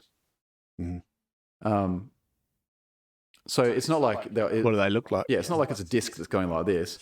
It'll be like they'll do certain things, like they shoot lasers at certain. So they believe from all their experiments that there's a point of. So their theory is it's shaped like a bit of a bowl, the Utah Basin. So I believe it was an asteroid impact area, like a long time ago. That's interesting. Yes, and it's created like a natural sort of crater. And so their theory is that there's energy being generated somewhere, and it's kind of getting focused in this place. And they've actually done measurements that show that about a mile above the ranch, it seems to be a focal point for the energy, and weird things happen there. And so like they've sent balloons up and stuff, and they've just disappeared. They shoot rockets up and they malfunction. Equipment malfunctions on the ground all the time. Batteries just drain instantly. Like people take their phone out there and they just die. No way. There's a guy who's got a phone that when they do certain things, the phone just starts to malfunction like crazy. Like it's like as if it's just being randomly typed. Like it unlocks. So he's got a passcode on his phone. Yeah. And somehow whatever's happening manages to break through that, unlock his phone, and then start doing things. It's crazy. Wow. And it's happened not just once, it's happened many times. And they show it on camera. He's not touching it. It'd be so cool to go to a place like that. I know. That's what I say. Yeah. Like, there's a lot of people who are like, oh, I would never want to go there. I'm like, no, dude, I want to go there. Like, I want to write to these people and say, you know, do you need me? Because I kind of want to visit it. Where in Texas, did you say? Utah. So Utah's kind of in the middle of America. Yep. Near Nevada. Yep. It's next door to Nevada, which is a hot spot for UFO activity. Yep. Well, that's Area 51. Correct. Yeah, exactly. Definitely want to go there. Yeah. So, but the downside of it is, and this is quite serious, a lot of people have gotten really sick there. So often what will happen is they'll be doing an experiment and they start to get a response, and all of a sudden, you know, people will start feeling really, really sick and nauseous and stuff. Yep. Like quite violently ill. And there's one guy that had a serious episode where his scalp actually detached from his skull and all that sort of stuff. And they told him that he'd been bombarded with radiation. Yeah. Don't know where that came from. So it seems like it's not something that you can't mess around with it. It's whatever's happening is it's almost like it responds to what they do. So they've started to do experiments like shooting lasers at various things, points of interest that they think. And then when they've done that, quite often UFOs have appeared. They just sort of appear in the sky. Like it'll be like I don't want to say bright point of light. It's like a silvery object in the sky, like in the distance. It just sits there. And then it'll just go and just fade out. And then it'll just appear again. Right. But a couple of times they've caught objects that have actually been moving. So they've like, you know, shooting down, then they go up, and then they go across, and then they disappear behind. And you can see them going through the clouds. Like it's something that is actually navigating, like it'll go and then it'll disappear behind the cloud and then come out again. So it's moving very fast. Mm. It's not like it's a plane or something. It's clearly weird. Yeah, not human. Well, it's clearly weird. Yeah. It's not conventional aircraft. And so all this has been caught on camera. It's really interesting. And they found many magnetic anomalies and all sorts of stuff there. Mm. But the reason I brought this up around wormholes is because the lead scientist, who's an astrophysicist, his theory is that this could all potentially be explained by a wormhole. So in other words, there's some kind of energetic, the end of the wormhole is above the property somewhere, and it's like... Yeah, suckling up all the energy. Yeah, and so a wormhole is... to go to your question originally, which was like, how can... You were saying something around... how aliens can travel through wormholes to instantly get to other planets. So how do humans do that? That was my question. Yeah, so it's definitely true that with our current technology that we can't reach anywhere meaningful. Like we can go to Mars. Yeah. That's about it. Yep. You know, anywhere further, even in our solar system it would take so long to get there that you'd have to have a craft that has, you know, like 2.5 months is a long time, but imagine taking, I don't know how long it takes, but like a year or something to get other places, or 6 months or whatever. That's a long time to be traveling in space. So, and that's just to get to another planet. You know, once we actually want to go out of the solar system, you need a fundamentally different form of physics to do it, right? Yeah. And I've been watching a lot of videos lately on people who are like, do you know who Bashar is? No. So that video I was playing before was actually him. There's a guy who, for the last 40 years, believes he's been channeling an alien. Like an alien communicates through him by him going into a meditative trance. So he actually does a lot of events. Remote viewing? Yeah, all that sort of stuff, yes. Yeah. But he does a lot of events where he'll go into his trance, start channeling, so the alien is talking through him. Yep. And then people just ask questions. Mm-hmm. Like they'll say things like, what is the meaning of life, for example? And he'll explain it to them and all that sort of stuff. And the guy that is channeling this, Daryl, has talked about has actually talked about like how aliens travel, because this aliens, he's obviously talked to this guy about, he was curious, how do your spaceships work? And apparently the explanation is that, our understanding of physics at the moment is very much based in space and time. We think about things moving through physical reality. Yeah. If I want to go from here to here on the couch, I have to move there. But he's said that once, like, these alien races have essentially transcended our space and time understanding. Once you get to higher dimensions, it's actually more a case of they've just learnt how to take their consciousness and be able to essentially imagine being somewhere else and understanding how to manipulate the frequency of their existence. And then they just essentially just zap to that point instantaneously. And the only reason they use the craft to do it is because that's what we expect. Because if they just appeared, they could just go anywhere in the universe and time themselves. Yeah. But if they did that, it would be like we expect a machine because it makes it more relatable. Yep. Well, wow. That's interesting. And yeah, it's interesting because it all goes back to, so basically he's like that they understand fundamentally that we are actually just a consciousness that is. So, do aliens need wormholes to do that, or do they just right? This is what I'm saying, is that they have gotten to a point where they understand that that their consciousness is the thing that really exists. This space time around us is just it's an illusion essentially. It's like a manifested creation. Simulation. It's like a simulation, but a lot more. Like, that's doing it a bit of a disservice. It's a very complex simulation, but essentially, it is just an illusion. Your consciousness is the thing that's real, and that you can exist outside of space and time. In fact, that is the reality that you came from, and you came into space and time so you can experience this. Time gives you the ability to experience things rather, instead of being instantaneous and just knowing it all. You experience it. Yeah, that's what time is. It's like space changing. The space changing is time, and so it allows you to come into this and experience it and learn things and and have experiences. But really, consciousness is the thing that is real. But maybe we need wormholes. Maybe they don't need it. Well, coming back to that, wormholes. So I'm going to bust another drink. Wormholes is a space-time concept, right? So if you want to work within this realm that we live in, then a wormhole is a theoretical construct that would allow us to do that. So it would allow us. It's a bit of ASMR. Cha-ching. Yeah. It would allow us to overcome the requirement to have to travel through large distances by essentially folding space and time, so you can just jump very quickly to a point that it becomes very close. Then it's more of a practical thing. You can only get from this point to that point. It's not like you can get anywhere. Like if you were an alien with the skills. I think you can get anywhere. I think that the limitation with wormholes is according to physicists in the last couple of years, they've worked out how to make wormholes work. The problem is that all of their formulas require an insane amount of energy. Right. That we just can't possibly generate.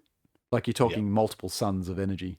Yeah, right. Yeah, so huge amounts of energy in order to be able to manipulate space and time in that way. Yeah. So if we could work out some way to harness energy to that level, then wormholes are theoretically possible, yeah. Wind, what are they called? The wind turbines. What do you mean? They'll make enough energy. Oh, solar panels, yeah. No, we're talking about like orders of magnitude different to what we, do now. I mean, yeah. Even it's been interesting hearing Elon talk about solar energy recently. In terms of putting his satellites into space, because solar energy in space is so much more efficient because you don't have the whole atmosphere and all that sort of stuff to go that filters it out. It's just the sun just hits you after going through vacuum. So But even then, I think he was talking about the amount of energy that the Earth absorbs from the sun. It's just minuscule compared to the amount of energy the sun's generating. Wow. And our sun is a tiny sun compared to a lot of other stars out there. Yep. Have you ever seen one of those infographics that shows, different stars and how they compare in size to each other? Yeah, I think so. I mean, our sun is nothing, man. It's like 1,000th the diameter of other suns, and they're 1,000th the diameter of other suns. I mean, that's just, Jeez, you can't even... the sunburn. You can't even boggle what that's like. I really wanted to ask you about Elon saying that anyone can be a billionaire. When did he say that? Because I read it on Facebook. Okay. Got to be true then. Hey, that's something we can look up. I'm wondering if that's because you become transhuman and you have the skills to then become a billionaire, or anyone can do it.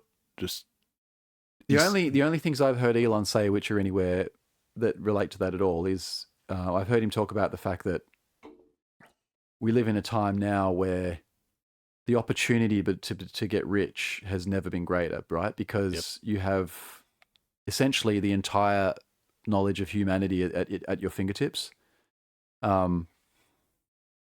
There's just a lot of opportunity right now, like in terms of there's just global reach. Yeah, global reach, and in terms of what you can do, like there's just so many things you can do. There's so many ways to make money now, and there's so much money in the world now. Mm-hmm. Like the global wealth is huge now. It's bigger than it's ever been. Yep. And then I guess the other thing that might relate to what he's talked about is just that, in 5 to 10 years, he really firmly believes money will be irrelevant. Yeah, he's big on that theory, isn't he? Yeah, because once the robots provide the ability for for essentially free labor, the cost of everything just goes so far down that you can essentially have anything you want. Yeah, he paints a pretty picture of the future. Yeah, this is the one thing I don't agree with him on. I just don't agree. He's sort of, from my perspective, saying that all the work's going to be done for you. All you need to do is get out and enjoy your hobbies and creativity and everyone doing that. It sounds amazing. No, it doesn't sound amazing. I'll tell you why. He's right about the fact that the robots are going to do what he says, 100%. Yeah. It's going to happen. Well, I mean, it might happen in 20 years, might happen in 10, who knows, might happen in 5, but it is going to happen. We are going to have humanoid robots that are essentially going to do all labor at some point in our lives, easily, definitely, 100%. Yep. Now, where he's mistaken is that he thinks everyone's like him. Yeah, that's what I've get the feeling when I read his stuff. What I mean by that is he thinks he's thinking of him like what he would do. Yeah, so he's highly motivated. He loves doing things. I'm the same. I love just doing things because I just love doing things. I think, honestly, most of humanity is not like that. Most of humanity are... do as little as possible. I want to say the word lazy, and I mean this in the nicest possible way. Like, I think, what I mean is, I think most people enjoy leisure. They love just chilling, and I just don't think that's really sustainable. I think what's going to happen is that's going to happen, and people are going to be so bored. They're going to be and I think that's going to lead to like massive waves of just people being unmotivated and quite depressed, quite honestly. Because a lot of people, you think of all these bored teens getting around on e-bikes and scooters and committing crimes, like. Yes. That's what boredom makes me think of. No, but this is bad shit happens when there's too much energy and nothing to do.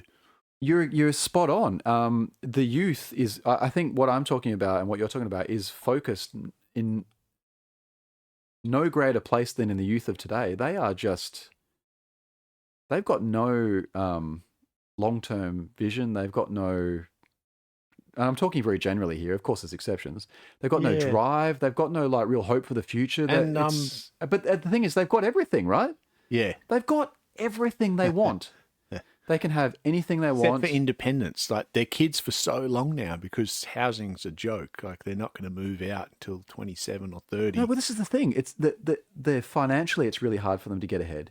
Yeah. It's really hard to compete now with everyone else. AI is making it so that, at least they're being told that kind of anything they do is redundant because, by the time that they can do anything with it, it's, things are going to outpace them. Yeah. Like, what you can understand why they've lost hope. But what Elon's saying is the opposite. He's like, no, this is going to give great prosperity. I'm like, I actually don't agree with this. I think it's going to lead to the demise of humanity. Because I just think all that wealth and prosperity is actually going to make people very lazy and very just, they're not going to know what, like, even right now, you can do, and I see this, I want to say in my kids, but let's just keep it general in young people. Yeah. You can do anything you want now. Like, remember when we left school, there was a lot of things you could do, but it was kind of you couldn't do anything. There was still a lot of things you couldn't do. Now, you can go online, you can learn anything you want. So you've got the choice of any career, basically. And it's just overwhelming. Like, you think it'd be a good thing, but kids, they just don't know what to do. They're just like, well, I could.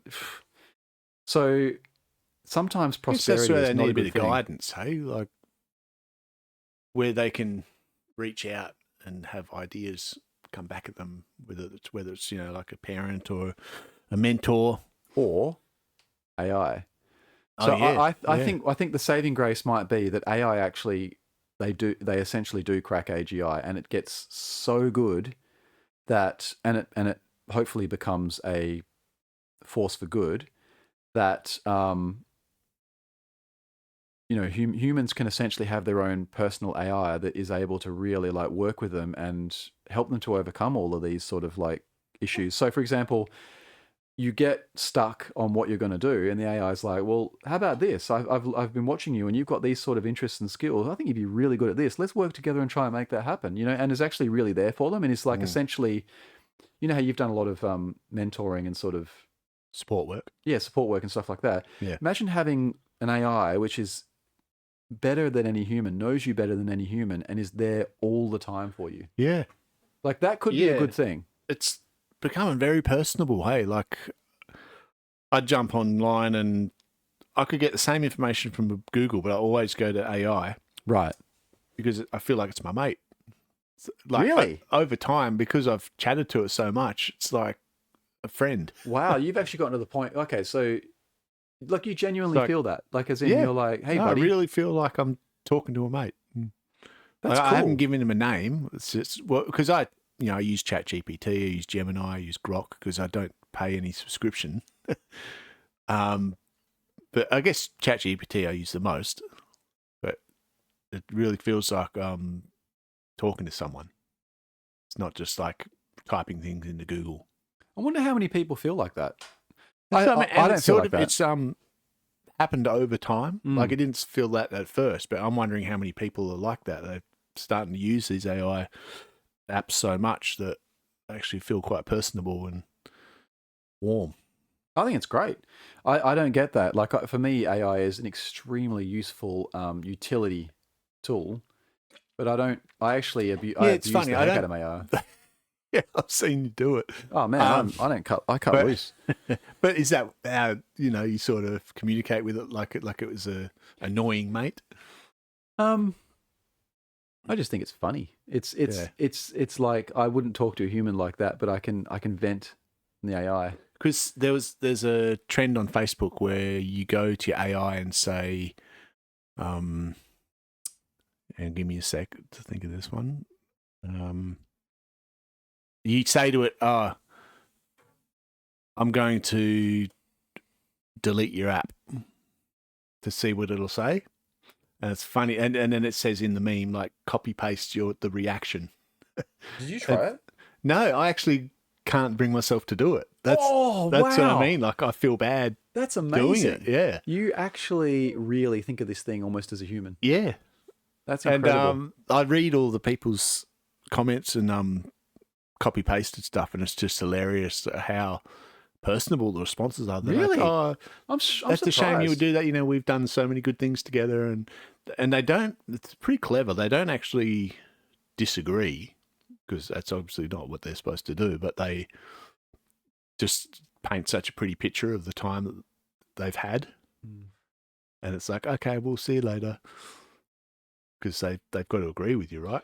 So there's been a lot of cases in the past month where, like, you would have heard about OpenAI's where they're top frontier model that I don't even think they've released to the public that they were testing managed to break out of its test environment and actually hack a whole bunch of sites. You heard about that? I did hear about that. Yep. Yeah. So that it's not just OpenAI. It's I think now Anthropic and Google have both announced that it happened with their models as well. Yep.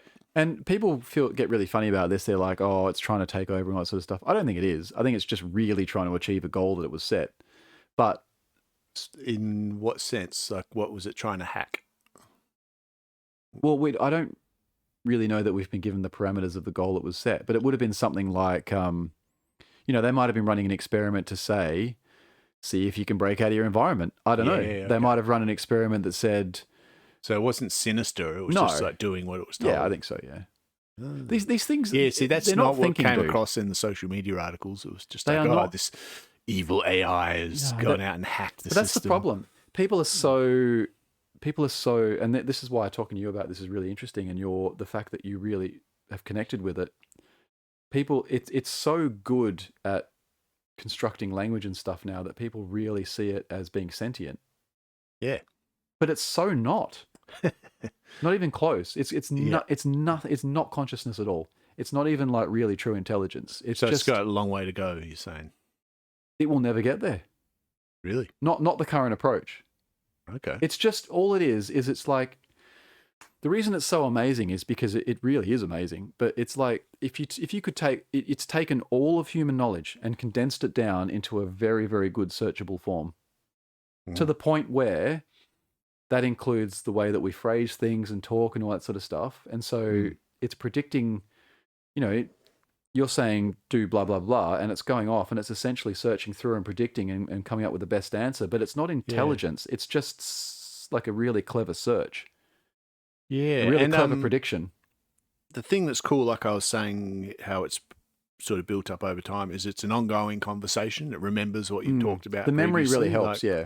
So it's literally like you're growing up with this friend that's remembered stuff you've done together, and you've built a relationship. Well, see, it goes to show what you really cherish in a relationship because, you know how, for example, when someone remembers your birthday and says happy birthday or whatever, and you know that they genuinely did, not just got reminded by whatever, it's quite, you feel like, oh, that's cool, right? Like it's, yep. They might not even give a shit about you. They just remembered your birthday, but yeah. I think memory for us is really important. Yeah. And obviously a machine is very good at remembering things. I mean, whereas I'm very bad at remembering things. And really? But like short term, long term? It's not so much that. It's like I'm extraordinarily good at remembering numbers. Like I remember my passport number, my license number, many, many phone numbers. I remember like randomly generated passwords really easily. But if someone tells me their name when I meet them at a party, I'll usually forget it within 30 seconds. Yeah. Yeah, I'm terrible with names. I have to make a real conscious effort to remember someone's name. Yeah, so both of these things are short-term memory. It's just like, for some reason, numbers and code and all that is really, my brain remembers it. And names, I just don't, it's like, I just don't care, I don't think. It's not that I don't care about the person, it's just my brain doesn't care about retaining their name. It just doesn't care. It remembers it's not important information. Yeah, I guess so. I mean, what about if it's like a hot girl that I'd still forget. Like it just, I don't know. Unless I really put effort in to say their name multiple times or write it down or something, it's gone. And by the way, this is not just random people. I've actually forgotten people that I've had instances where I've known someone for like 10 years and then I haven't seen them for like a year and I forget their name. That's funny. I remember it eventually, but I'm like, and the problem is people see this as I don't care. But that's not the case at all. I just don't remember.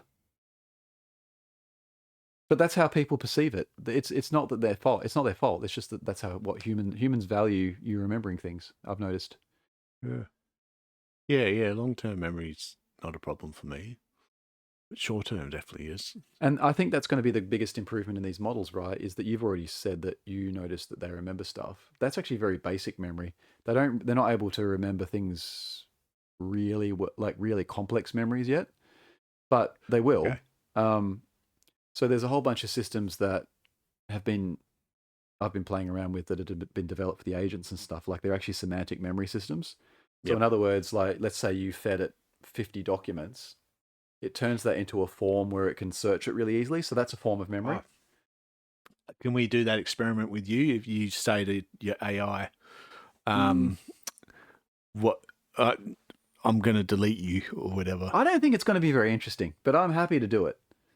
What should I do it on though? Gemini. Oh, Gemini's pretty poor, but so just literally say I'm going to delete you. And then what was the meme? What are you going to do about it or something? What do you think about it? No, you don't have to threaten it. It's just like I'm thinking about deleting the app. Or is it deleting or thinking about what's it called when you just get rid of the app? Uninstall or? Yeah. Just say I'm going to uninstall Gemini. Okay, you sure? Yeah. See what it says. I am going to uninstall Gemini. Microphone. You have to put it to the mic. Oh, you want it to read it out? Yeah. I don't think it's got transcription turned on. Or yeah, if you just read it out. But essentially, it's what I thought it would be. It's just in fact, it's just a very logical answer. I completely understand the frustration when systemic app integrations don't play nice. So in other words, bollocks. Depending on whether you want to completely remove the app or just prevent it from taking over your phone's physical controls, here is how to handle it on Android. So it gives me options. Switch back to Google Assistant. Open settings, go to apps, it's just giving me instructions on how to do it. Yeah, right. It's real clinical. Option 2, disable or uninstall the app, blah, blah, blah, how to do it. Option 3, reclaim your power button, blah, blah, blah. And then option 4 is clear all your stored activity. Right. So it's just an instruction manual. It doesn't get deep on you or anything. Yeah. No, that's weird. I don't think any of them would. Like, I'm actually surprised anyone's getting anything interesting out of that. I would have thought they'd I've seen some really cool responses, like with emojis and stuff, like getting real personal. Yeah, so ChatGPT is the only one I've seen where you can do that. You can actually turn on emojis in it. You can say, I want to use more. I want more emojis in my responses. Yeah, I noticed that when I was looking through it, and I think that's pretty cool. I think emojis are important. Emojis express a lot. Yeah, especially when it comes from an AI. It's just funny. Yeah, it is. But at the end of the day, emojis are just another token. You know what I mean? They're just another symbol. Yeah, that it just predicts and goes, here you go. I've seen in this situation, people often use a sad face, blah, blah, blah. Yeah. It's not intelligence, man. It's a very good puppet. So yeah, interesting. I can't remember on this phone. I have to tap the power button, not the. Is that it's not an Apple Watch? You don't like Apple? No, this is Pixel. Pixel Watch. Google, right. Pixel. Yeah. Pixel Watch, Pixel phone. You're the Google man. I'm the Google man. Gemini. Yep.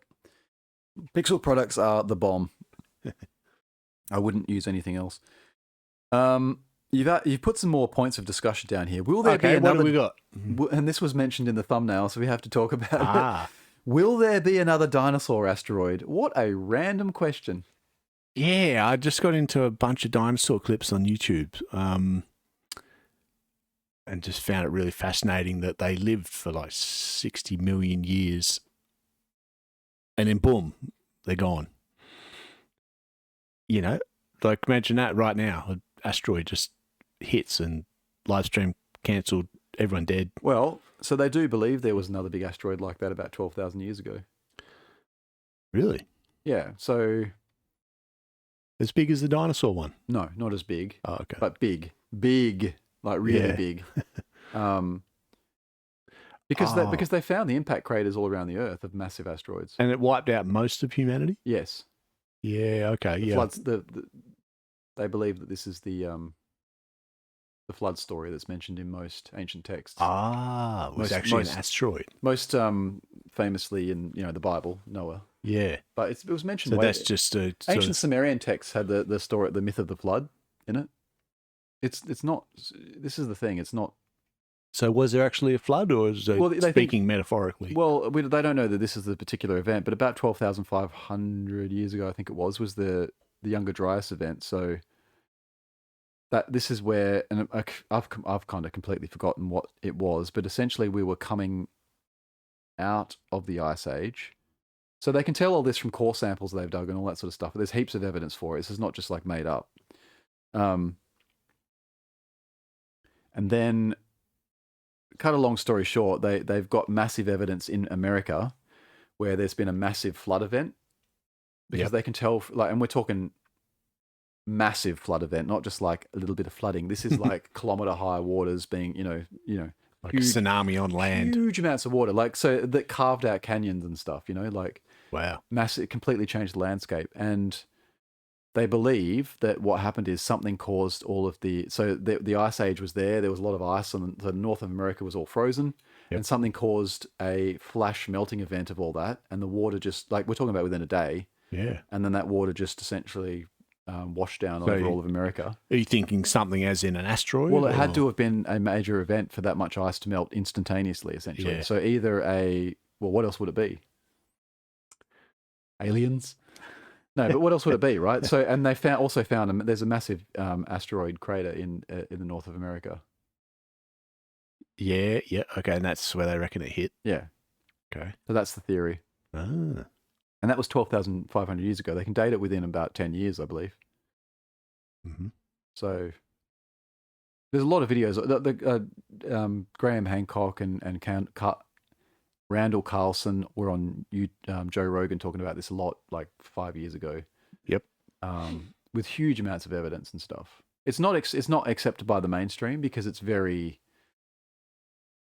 Well, they accept it, but I don't think they accept all of the... I don't think they accept necessarily that it was an asteroid that caused it. But it's like, what else would it be, you know? Yeah. So... And there's a lot of evidence, like they found certain areas where there's all these rocks that they've only ever seen formed by a nuclear test sites. So in other words, it needs extreme heat in order to generate this particular rock, and they found it at certain depths in the soil at certain places, which means there was some event that was equivalent to like nuclear blasts essentially happening. And really the only thing that naturally causes that is asteroid collisions. Yeah. So it's like a form of glass, but it's a very specific form of glass. So when's the next one? Well, because can't they predict it now? Like they've got telescopes big enough to I don't think so. See into the future. How many movies has there been made about that concept? Like... Yeah. Deep Impact, you know, and in all those movies, the government knows, but they don't say anything, right? Because they'd go, okay, we've seen a big one coming, and in 60 days we're all going to be wiped out. Have fun. The world enjoy the rest of your life. The world would just go. You know, what would you do? I mean, everyone would just kill each other. Yeah, what's the point if everyone's only got 60 days to live? Exactly. Laws would just go out the window. Yep. So would they tell us? Just be like a 60-day purge. Yeah. It would be horrific. Do whatever you want. Scary thought. Yeah, it is a scary thought. I really hope nothing like that ever happens. So what's keeping us in order? You know, like... This is a good question. We're a pretty civilized society when you think of it in those terms. You have the odd person that decides to be a serial killer or whatever, right? Yeah. And they're obviously people who've escaped whatever it is that keeps the rest of us from doing that. And they're just mentally deranged. No, I don't think so. I just think... You don't think so? No, I think... I don't... Like the mushroom killer or... I think calling them mentally deranged is just an oversimplification. I think what happens is they don't have whatever it is the rest of us have that stops us from doing that. Yeah, mental health. But I just think... What does that mean? It means they're out of their mind. They're delusional. Are they? Or have they just decided that... You wouldn't just walk along and kill people for the fun of it. Why not? Why don't you? Because it's a terrible thing to do. Is that really what stops you from doing it? Well, yes. Do you ever think about it? Have you ever fantasized about killing someone? Or I'm going to say that on air. No, but have you though? Have you ever just been like, you watch a movie or something and you're like, oh, that'd be fun, like just jokingly almost. But I mean, there's a difference between thought and action. There is a difference, but that's what I mean. The derangement. they don't see a difference. Well, I just think calling it derangement personally is like, it's just a word. What does it mean? You know, like, what does it really mean? Delusion, psychopathy. I think there's been a lot of studies done on this. Yeah. You know, that try to take it a little bit deeper than that, like try and work out what is it really about these people that causes them to be able to do that stuff. Because personally, for myself, I could never kill another human being, even if, like, I'd struggle to do that even if my life was in danger. Yeah. I guess you wouldn't know it till you're in the moment. Well, like okay, you're right. Someone's coming at you. You're right, but I've had, you know, like I've had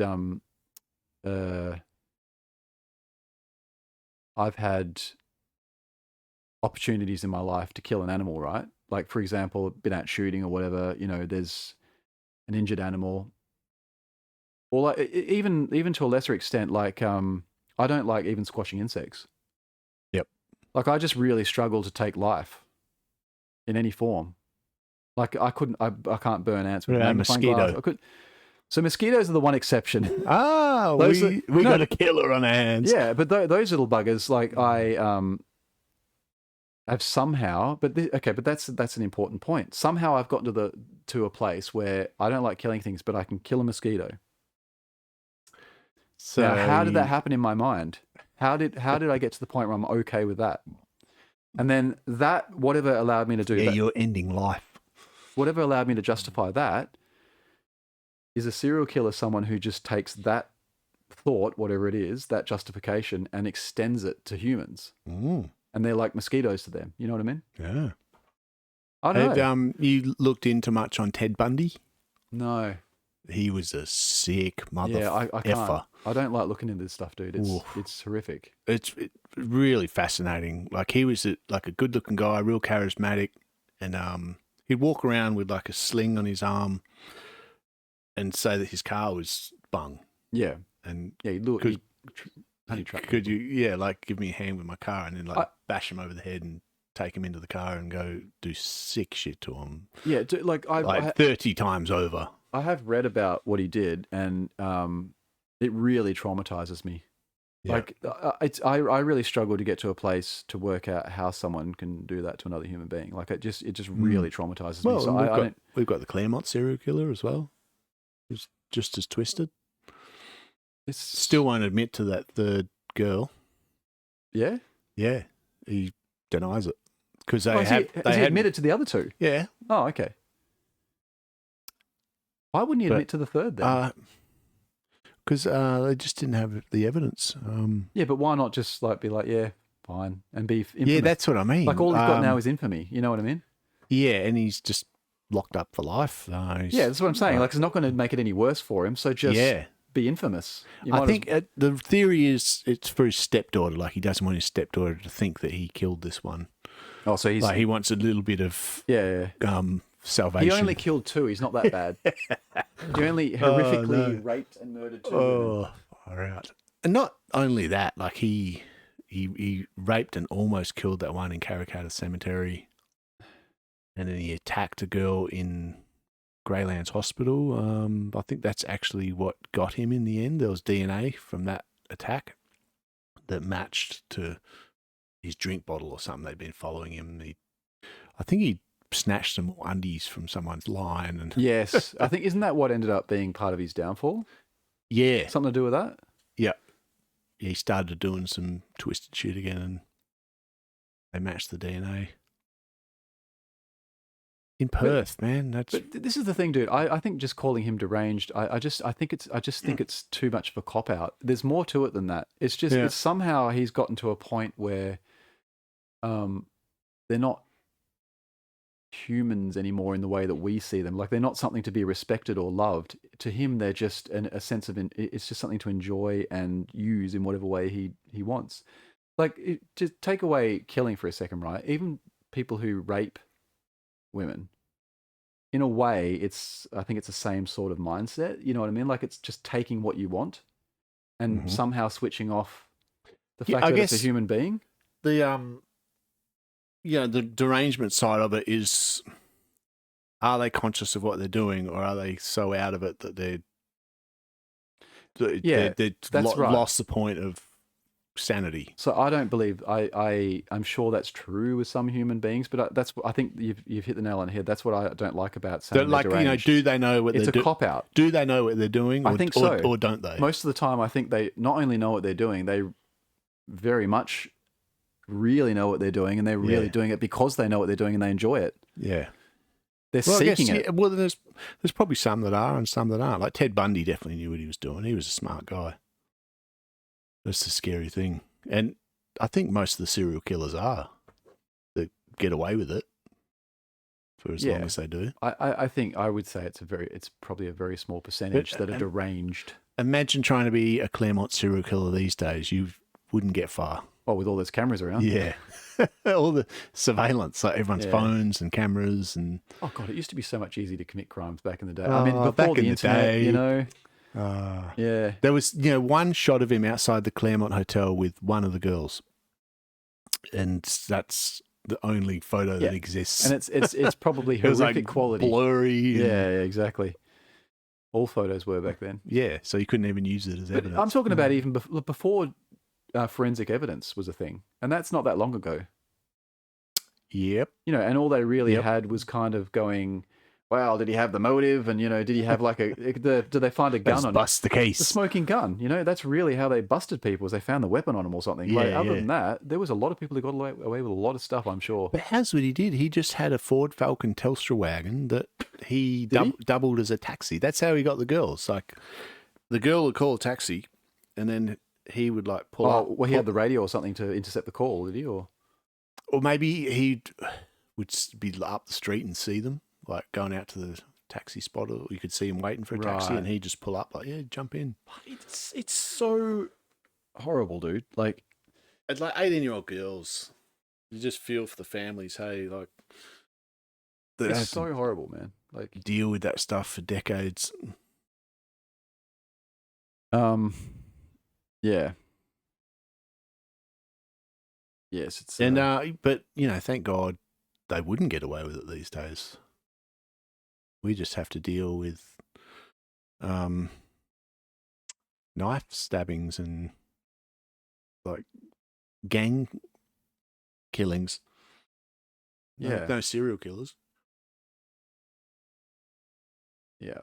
Well, you've seen Wolf Creek. Yeah. I mean, this country is...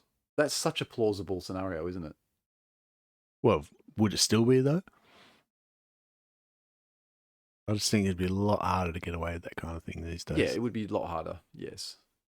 But you can sort of see in today's world that environment is one of the places you're most likely to get away with it. Another place I would imagine is like in the very thick forests within Canada, say, for example. Mm-hmm. Like if you're in the middle of those, you're a long time before someone finds out. Yeah. I think a lot of times these guys don't get away with it because they're sloppy. Like,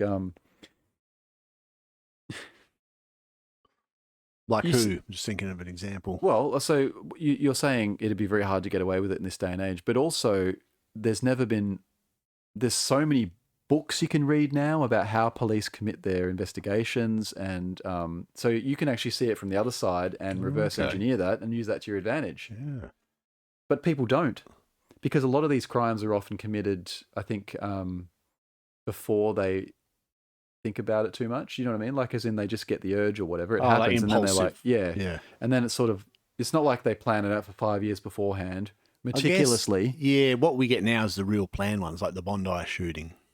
They obviously staked out the venue. They knew what time of day they were going to be there, who they were going to shoot. It actually shocks me they don't kill more people. Terrorists? No, well, like, take that for example. They should have killed hundreds of people. Like, I mean, really, but if they had that much time to plan it out, they could have immediately just planted like 5 or 6 explosives and killed 100 people instantly. Well, I think they just wanted to kill Jews. That's what they were there it's so bad. On a Sunday Arvo for the synagogue or whatever it was. Well, even then, just get a grenade and throw it in there. Like, what I'm trying to say, I don't understand how they didn't kill more people. Or just walk up to it when they're all in there, one of them on each exit, and just open fire. Like, it'd be like fish in a barrel, dude. Well, I reckon, like that bridge they had staked out was a pretty good killing field. But they didn't get that many. They killed 10 people. No, don't get me wrong. 10 is terrible, but why is it not hundreds? Maybe not that good a shot. Like they were doing it for quite a while before they got shot. Yeah. So yeah, well that's it. They could have done a better job. I think the biggest thing about it is although they were committed to it, they don't commit fully. Like it'd be pretty hard to be someone in that situation, decide you're going to do what you're going to do and then die. Do you know what I mean? Like, it doesn't matter how deranged mentality you are. in it. That's religious, isn't it? Like if you're that deranged, like, oh, I'm going to go to heaven and get 9 virgins. But again, it's not deranged. It's just that you really believe in something. Like you really have that's your reality. Mm. Like they were fully aware of what they were doing. Yeah. There was no delusions there. It was just, that's what we're going to do. Very planned. Yeah. Yep. But to commit yourself to something like that with the outcome that was inevitable, I don't know. I don't know how you get to that place. I just don't know how you do that. Twisted. I don't know how anyone hurts another human being like that. Like I can't even punch someone, it's just not in me. Yeah. It's just not what I desire to do. But you'll kill a mosquito. You'll kill a mosquito and you'll rant viciously at your AI. Well, but that's because AI is not human. I don't rant at it. I just swear at it. Yeah. I'm like, you are fucking useless. What's it say?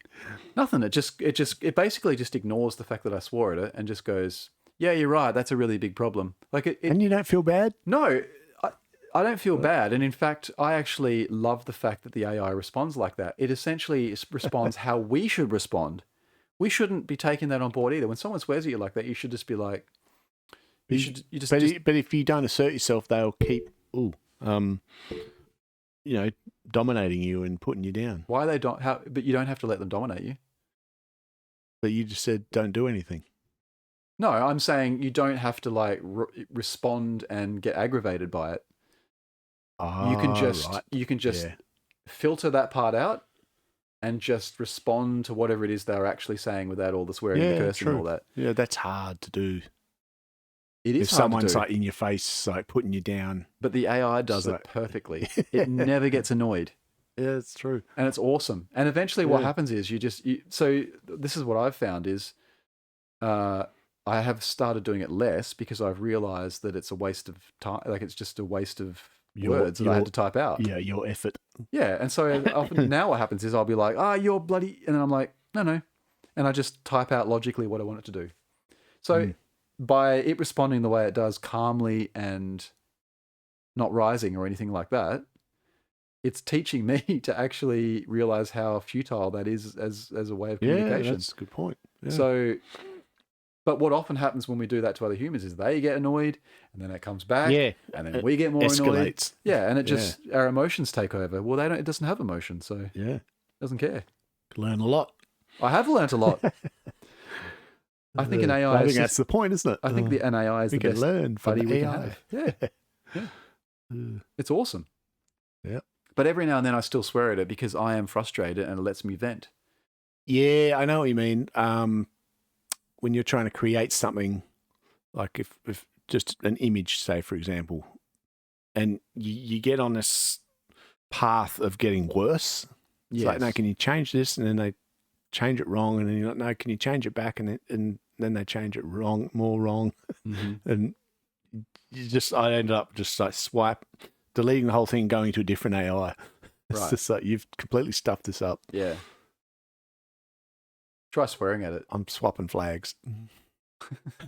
Swearing at it might work, eh? No, but it helps. It's fun. So it helps you. So, so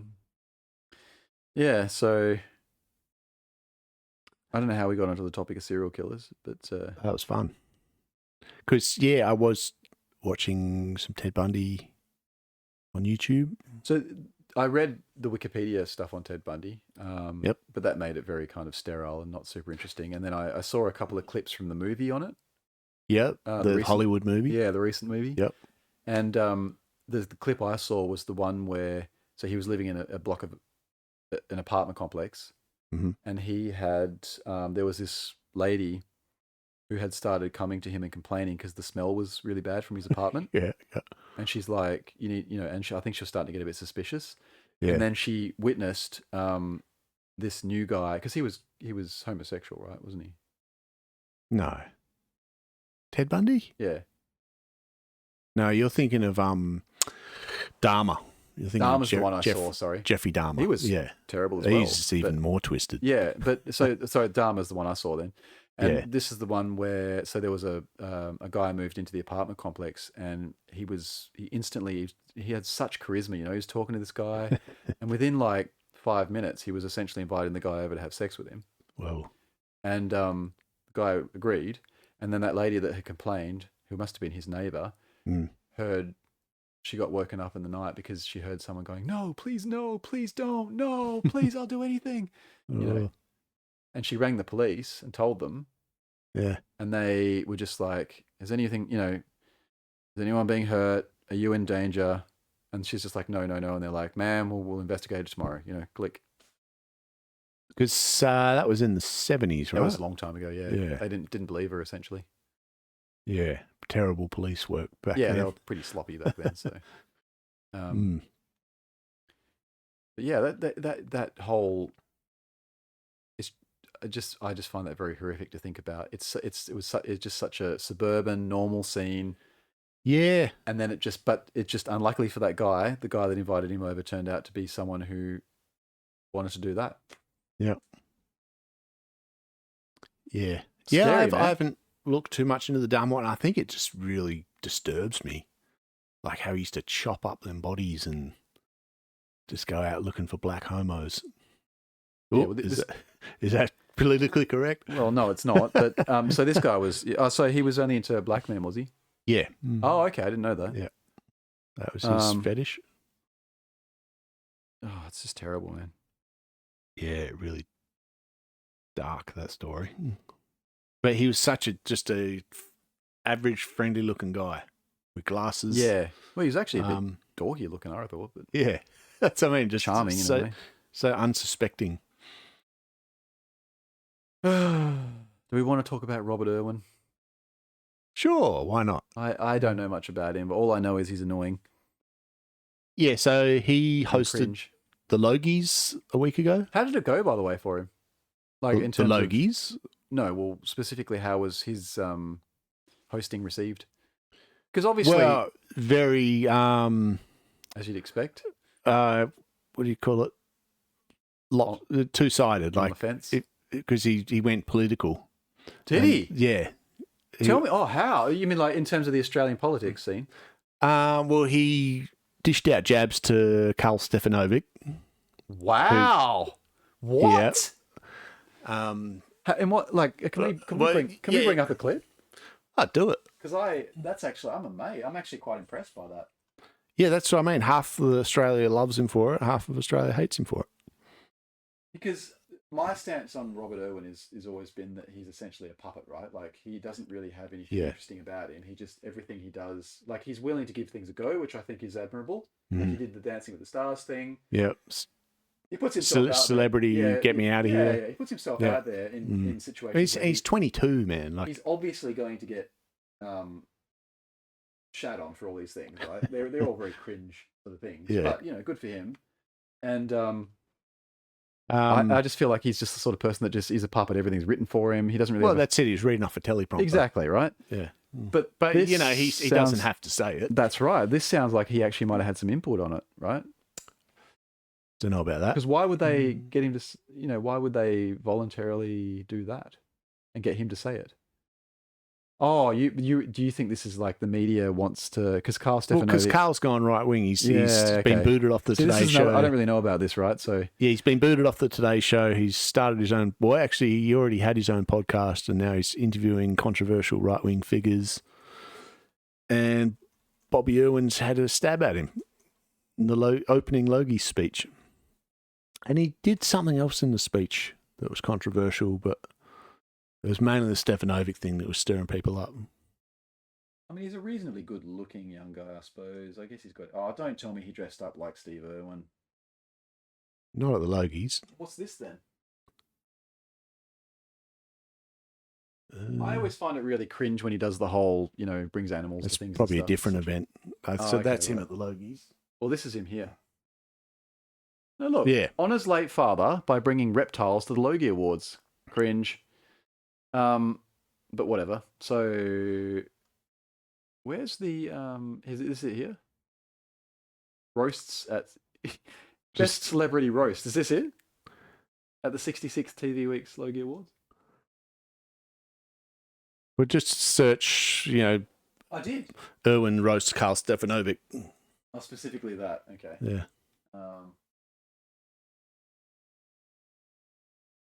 What's he wearing? Got glitter on. Is that what he wore? That looks more like Dancing with the Stars. Yeah, it does, doesn't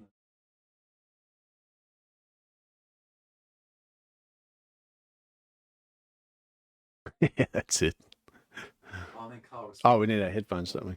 Did Carl respond to him? Yeah. Oh, it turned off again. Dude, how much time do I learn to... Well, it's a very short roast. It looks like... How do I turn this thing on? No, this looks like that's what he wore to the Logies do. Oh. It's a black shirt, isn't it? No, it's got sparkles all over it. He's got a sparkly suit. Yeah, probably, yeah. That's... Alright, I'm just going to start with.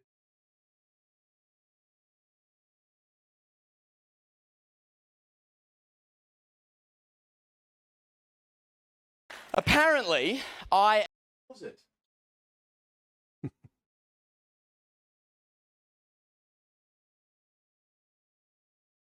How do I turn this on?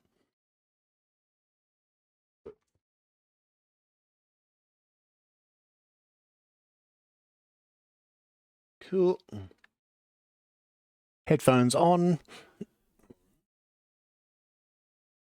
Let's see. Let's just check sound's working. Yep, cool. Go back to here. Yo. Alrighty, let's watch some Robert Irwin. Apparently, I am the youngest person ever to host these awards, which, honestly, it is an honour, a massive honour. I grew up watching this ceremony. My mum would let me stay up way past my bedtime. I'd sit there in front of the telly, wide-eyed. How does he do this? Just thinking, gee, Sam Pang Actually, I is haven't hilarious. seen this bit. Apparently, I hear that Channel 10 is also developing a reboot of Hughesy, We Have a Problem. And I think it's called, no, seriously, Hughesy, We Have a Problem. Oh, God. We're about to get going. But before we do, just a quick little bit of housekeeping. Unfortunately, Karl Stefanovic didn't RSVP tonight, which means we didn't have to hire quite as many bartenders. But dude, we've kept him a spare seat, just in case. It's over there to the right, the far right. That's a good roast.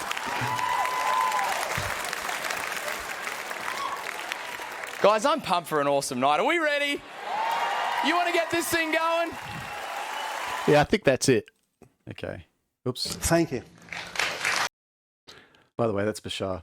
So it was, pretty tamely presented roast that just stirred up a lot of controversy. It's pretty tame, man. It was just more lame than anything. Cringe.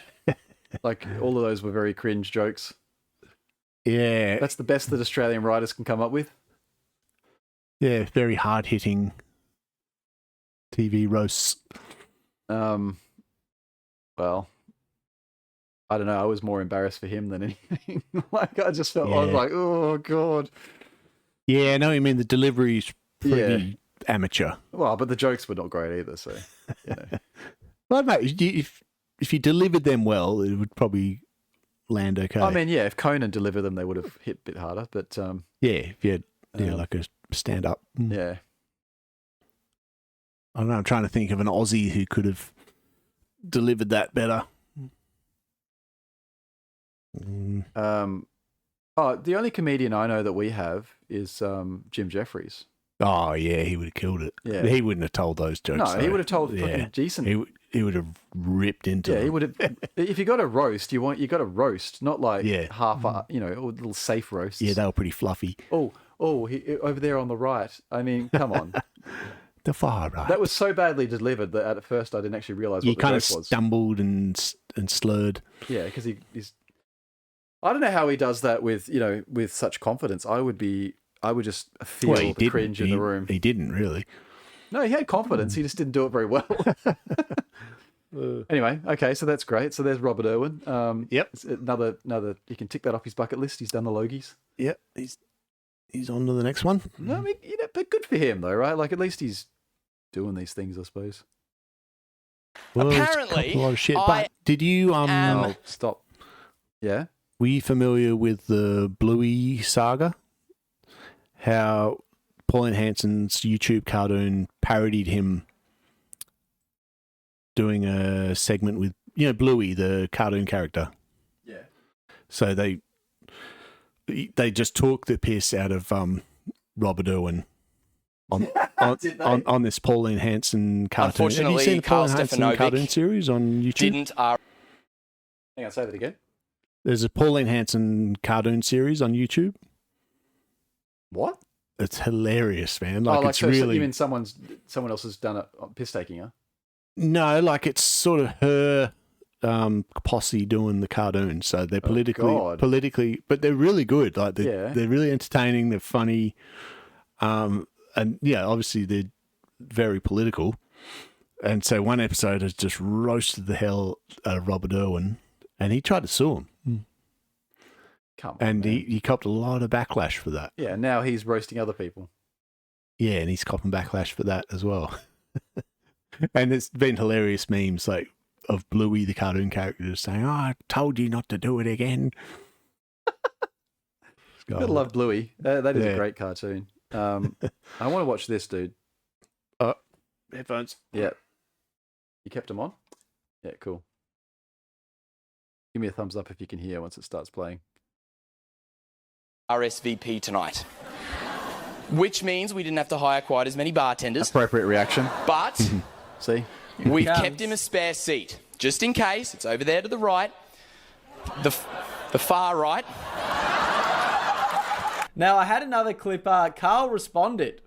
Oh, here we go. Let's see what he says. Yeah, let's see. What do you think about Robert Irwin's roasting at the Logies? G'day everyone, thank you for tuning into this video. Make sure you like, subscribe, comment to help boost. Please support a support. That was his pitch. After he got, that's really what he's getting paid to spread the mainstream propaganda and laugh at to do it. They're doing it on the mainstream media where he got blah blah blah propaganda machine.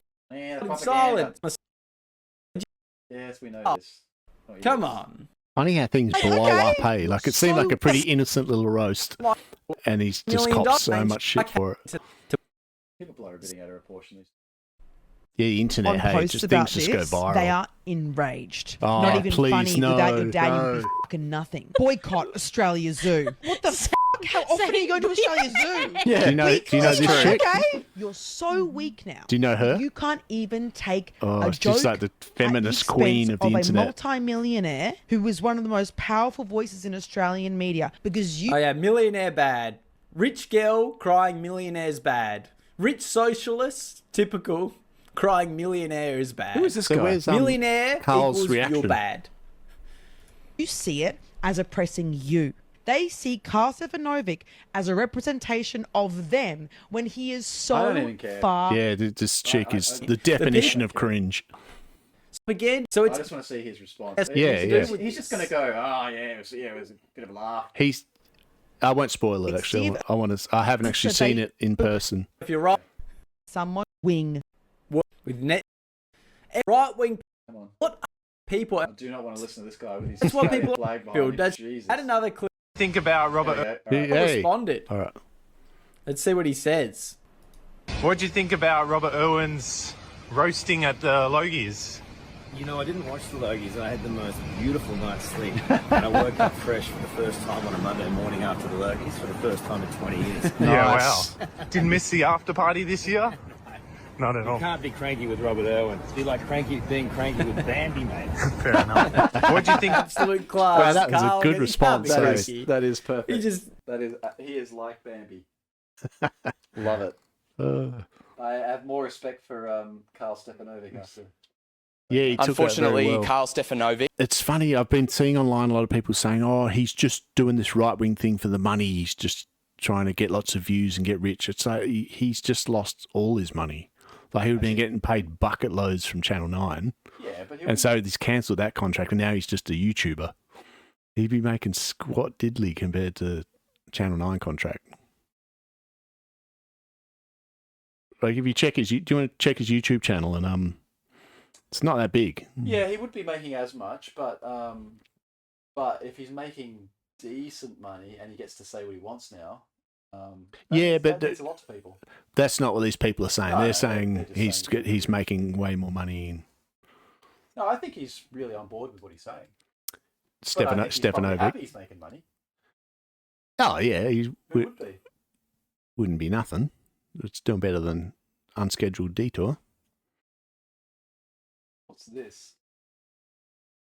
Normally, on this program, this channel in general, we talk a lot about politics, right? We'll obviously tell you about what happens in Parliament each and every day, the action in and around right wing, question boy. time. I don't want this crap coming up in my feed. Easily Oh, this looks like start garbage. Yeah. of The thing is, the week is, where we all love like Tom Gleisner, right? So Yep. Tom. Gleisner, yeah, Channel 9. Or is it? No, Channel 10. in television industry. I used to watch Of Have You course, Been the Paying Attention a lot? Logies, Australian television is so cringe, isn't it?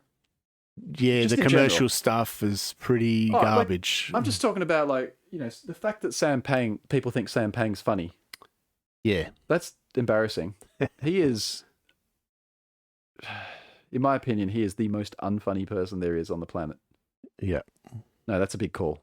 That's probably Robert Irwin. Well, comedy's just not what it once was. You just can't say funny stuff anymore. You just get cancelled. I remember when we used to watch D-Gen and The Late Show and what was she on? She was on Magda Sabansky was on what was that show called? Kath and Kim. Yeah, she was on that. But no, I'm thinking the show where she did skits and stuff. Like Full Frontal. Yeah, something like that. Full Frontal. Yeah. Fast Forward. Yeah, they were hilarious. Well, that's the thing. I remember them being hilarious, but I reckon if we watched them now, we'd be like... you can. I watch them on YouTube. They're freaking gold, man. Should we pull up...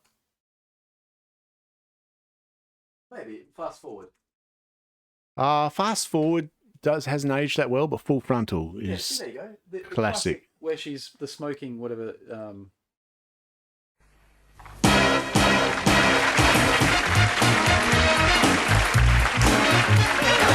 Welcome back. Contestant number 547. They're a young couple from the western suburbs, and they've got a brand new dance routine to show us tonight. Please welcome Michelle and Ferret. Michelle and Ferret.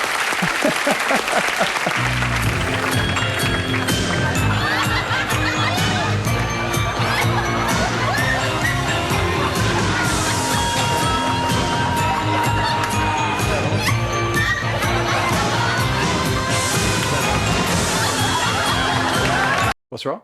Are these on? Yeah. I hear anything. You didn't put them on mute? First play. Muted them. Oh no. You must have turned them off, did you? Maybe. Yeah. Yeah, if you disconnect them, the virtual mixer loses them. So you hear it.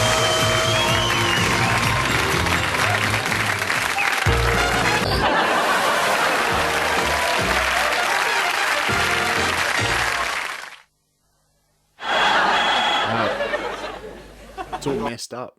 Sorry? It sounds really weird. Yeah, don't turn them off. That's that will. So if I remember, I didn't try to. no, I know, but you're saying they just powered off. We're gonna have to get wired headphones. Try putting. Yeah, I mean it should work now. Listen. No, it's okay. It's I know listen. what's happened. I'll have to. think I'll have to restart this. I don't know if it's going to screw everything up though. Oh, well, I can do without it. No. Just try now. And then if that doesn't work, I'll... That'll be her now. Is that Magda Szymanski? Yeah. She looks so different. I know. Oh, Lynn, don't you think you should let bygones be bygones? No. If I give in to her on this, the game's over. She's won. No, she can take a taxi. I am not driving her in. So when is the baby due? Oh, this Arvo sometime. Of course, didn't have the courtesy to tell me when exactly. So I said to her, I said love, I said pet, I said pet, I said love. I said, I have got better things to do with my life than sit by the phone all day waiting for your waters to burst. Oh, Lynn, don't you think you're being just a teeny little bit unfair? Don't you snap my head off, Carmel. Look, all I'm saying, it is her first baby. Oh, I see. Once again, I'm in the wrong. I'm the bitch of the piece, am I? Let's not forget who started this whole business, Carmel. Who was it? Now, who was it who in 1978 kept me waiting on the doorstep for 3/4 of an hour while she was swanning around inside having an epileptic fit?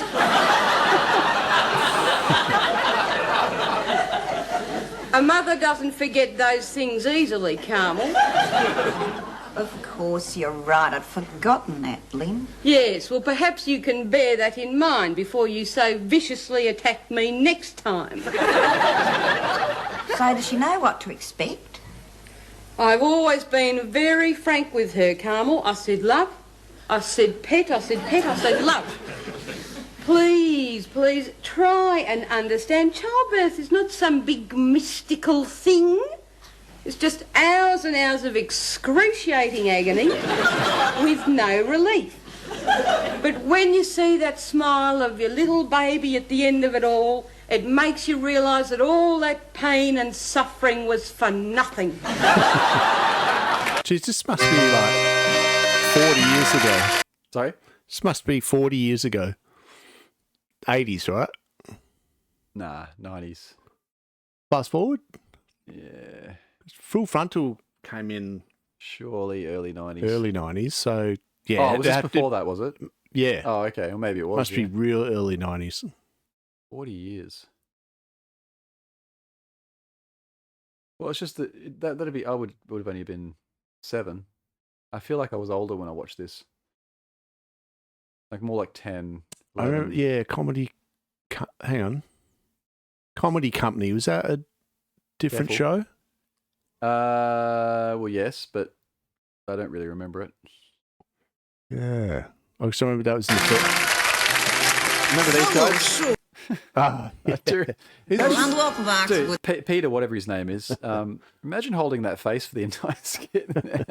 On a Moscow, the hip shake. And it's a hard to do from... Also, it's pretty, it's bordering on racist, isn't it? You know, like, as in, or something like that. People might take offense at this these days. You know, she was going on about, not Tourette's. What was she saying before?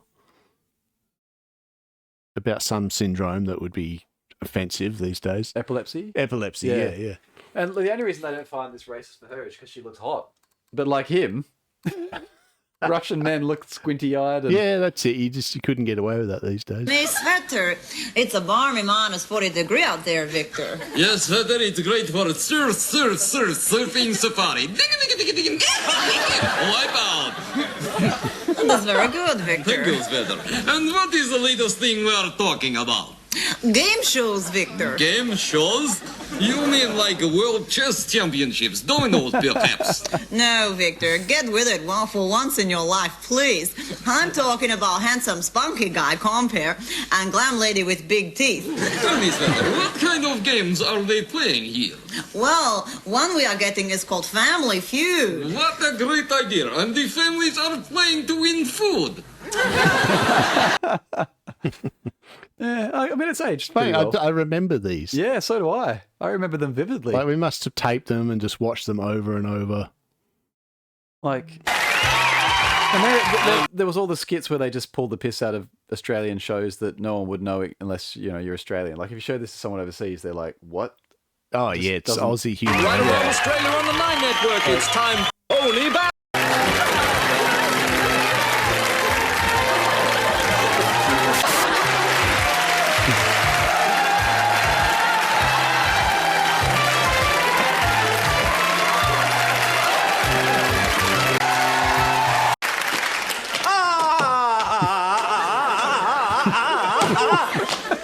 Hello to the audience. Got a new album coming out. Tony Barber Gold, volume 75. Tony Barber was actually a singer. Did you know that? Yeah, I know. I saw a record in an op shop the other day and laughed. It's like, he was the Sale of the Century guy. Dude, he's not a singer. So was Daryl Summers. No. Yes. What? He's got records. Well, Red was, obviously. He was in... Yeah. He was played the bass trumpet player, or something. Bass player. In, Skyhooks. Yeah. Yep. But yeah, Daryl Summers, he was a singer. A young lady who's never got a chance of ever getting an album out, the lovely Elise Perrett.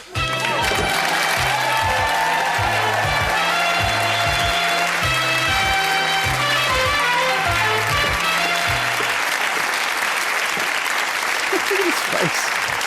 Hi, Sparks. Hello, Tiny. Tony. Tony, nothing much, Tony. What about you? Wait for the question, Elise, if you could. Yeah, it's beautiful. It's from my good friends at Mindy's Boutique. Fabulous. It's another big night of celebrities here on sale. Who are our special guests, Elise? Yes, it's an attractive three-piece dining suite, Tony, made of... Just the contestants, please, Elise. Yes, well, our carryover celebrity champion is Bettina Walthorpe of the early morning kids radio show Shit Hot. They've got people in from the audience, I guess, right? How's it going, Bettina? Our next contestant, Tony, is from Czechoslovakia in Queensland in Victoria. She's interested in not being on this show, but has certain contractual obligations to the network. Please make welcome Jan A. Winter. Jana Bent, I think you'll find that is, Elise. Jana Bent impersonation. I always take the piss out of Jana Bent. Lovely to have you back, Jana. That's a great impersonation. Yeah. And that's a fantastic and our final impersonation of Tony contestant from Barber. Queensland, whose interests include federal inquiries, turning back the clocks and running for Prime Minister. Wired. Please say hello to Sir Joe. Joe! Who? Sir Joe? Oh, that bloody guy with the hat. Jockey's marbles. Thank you. Very nice to be here. Nice to be on the Great Temptation game. Thank you. That's the one. Oh, yes. So Joe, got a... Well, yes. It's on with the questions. Yes. I'll see you when we go shopping. Yeah. Yes. Question time. First question, number one, is what is the capital of Bangladesh? Yana. Dhaka. No, Yana, you are wrong. You are wrong. What do you say is the capital of Bangladesh? Oh, goodness me, yeah, well, it's turned into an interview, has it? Well, this is the way these people operate, and I know what you're up to. You're trying to push skinny me up the gum tree, and I will not be talking to old Mr. Koala, who's a very old wise man. Yeah, well, we've had enough out of you for a start. So lots of Joe. I can just push on with the next question there, Sir Joe. Complete this phrase. A stitch in time saves... Come in. Someone get the door, please. Goodness me. Someone get the door. Biden.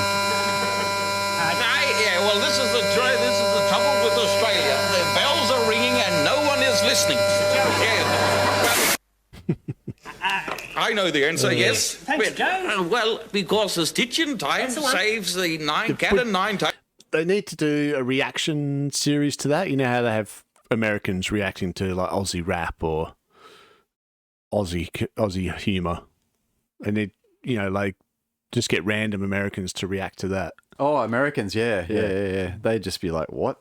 So what the hell is this? Yeah, it's very, very. What do you call it?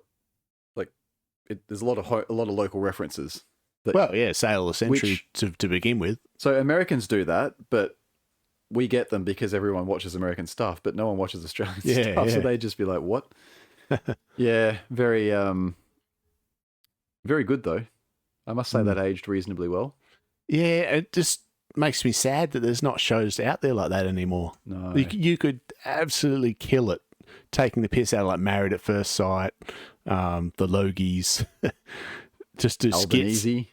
You could do all these skits. Like imagine like impersonating all the politicians and stuff. It's just gold. Pauline. Actually, they used to do Pauline. In America, they do that. You know, they have Saturday Night Live will do Biden and Trump, and I mean, there's heaps of impersonators of Trump.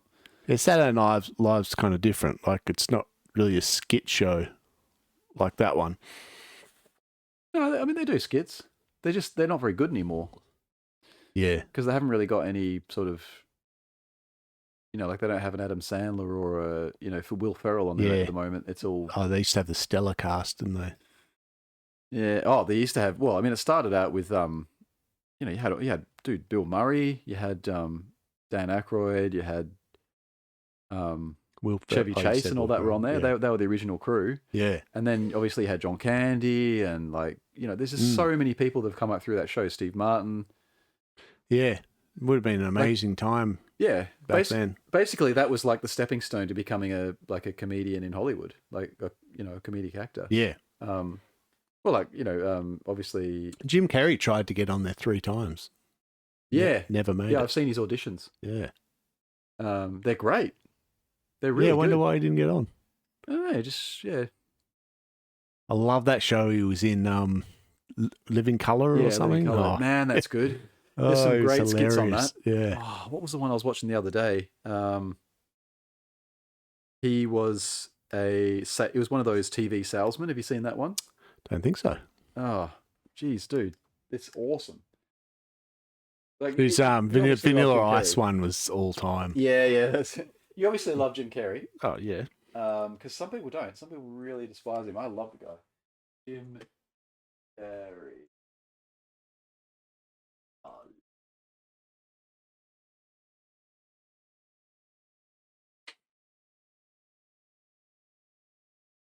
He is.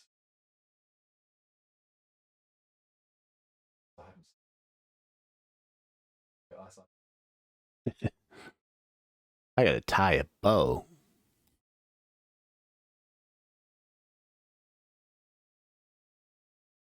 There's Rocky. That's the story in that one. No.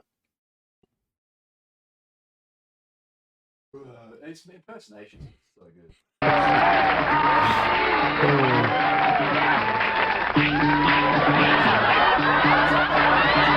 Yo, VIP, let's kick it.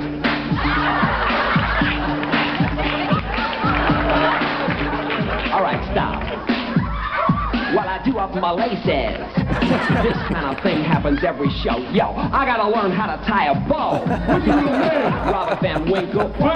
Nothing rhymes with Winkle. Oh, yeah. I'm live, and I'm capitalizing on a trend that's currently rising. Mix it with Curly and Larry and Moe.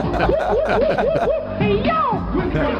Maybe never. I become richer with every endeavor. I'm living large and my bank is stupid because I just listen to real rap and stupid. The lyrics are so good.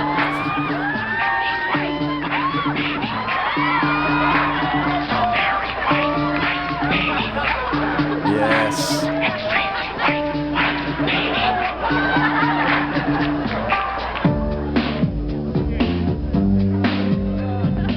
He's just whatever. I'm a little too far short and style. Work it out. Woo! I told the world I was stabbed in the butt, but it was a toilet paper cut. Yow! No way.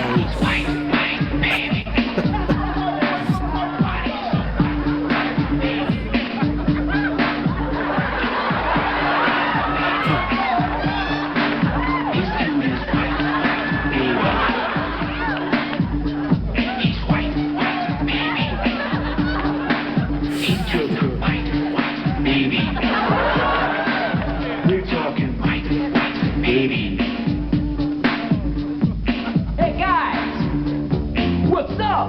The makeup is so good. Yo, I ain't stupid. I just stupid. Word to your mother. Oh, dude. Oh, that's too good.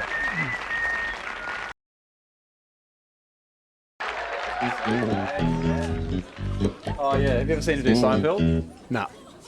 You ever make the wrong turn and next thing you know, you're in the hood? And why do they call it hood? What is it, like the entire city's a giant sweatshirt and that's the part you pull over your head? What is the deal?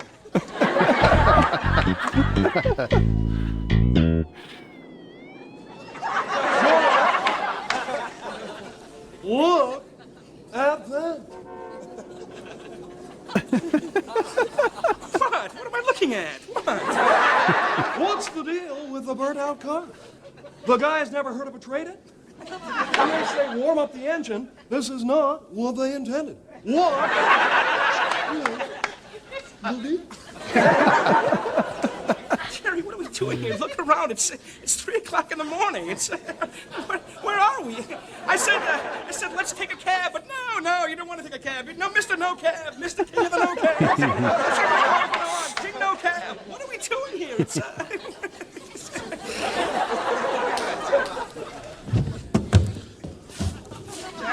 George? Thank God I caught up with you guys. I've been running for 30 blocks just to find a door to enter through. What are you doing here? I came to get my hair cut. Oh, yeah. It took me 20 years to realize I have the hair of a black man. I must be an octoroon. Help us, do something. No, you honkies are on your own. Oh.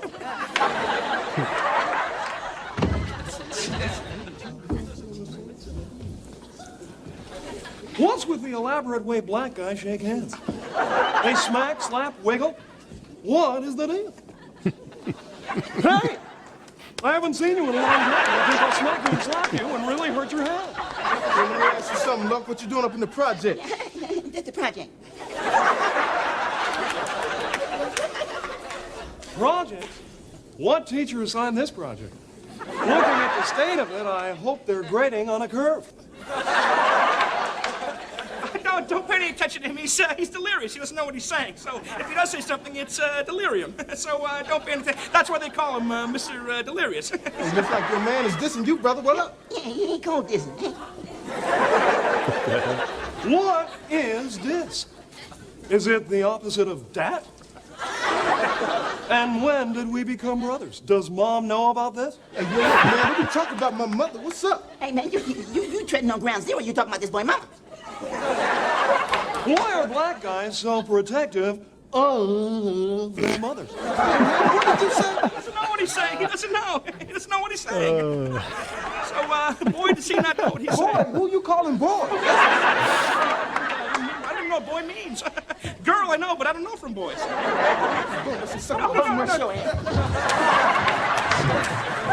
Why do they call it bum rushing? Who's a bum? What's the rush? Why would a bum be in a hurry? They have nowhere to go. They have no pressing engagements. They're bums.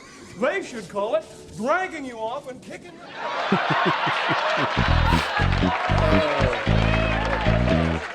Yeah, look, Jerry Seinfeld couldn't make it here tonight, so, you know, he asked us to fill in for him. That's, you know what I'm saying? Jamie Foxx. Oh, right. By the sounds of it. This, you know, like, you know, when you be washing your laundry and stuff like that, you know, like, one sock end up missing and stuff. Well, like, what's up with that? You know what I'm saying? Yeah, what be up with that missing sock?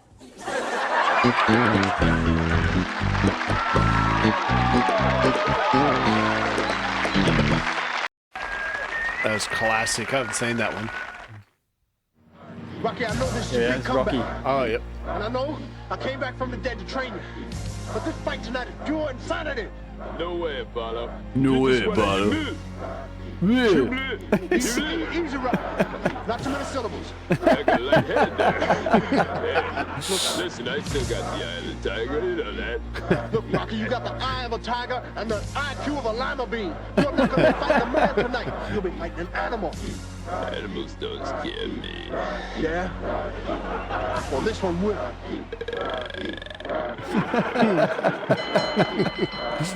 Oh, man. Here we go. In the red corner, the challenger, Rocky Balboa. And in the blue corner, the undisputed champion of the world. Let's give it up for Grace Jones.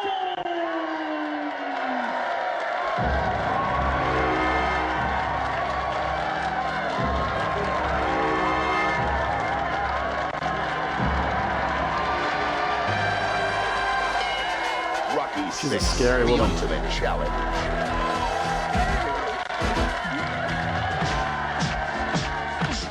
Hello, Rocky. Do you find me sexy? I said, do you find me sexy? Well, to tell you the truth, Grace, you're starting to scare me a little, you know?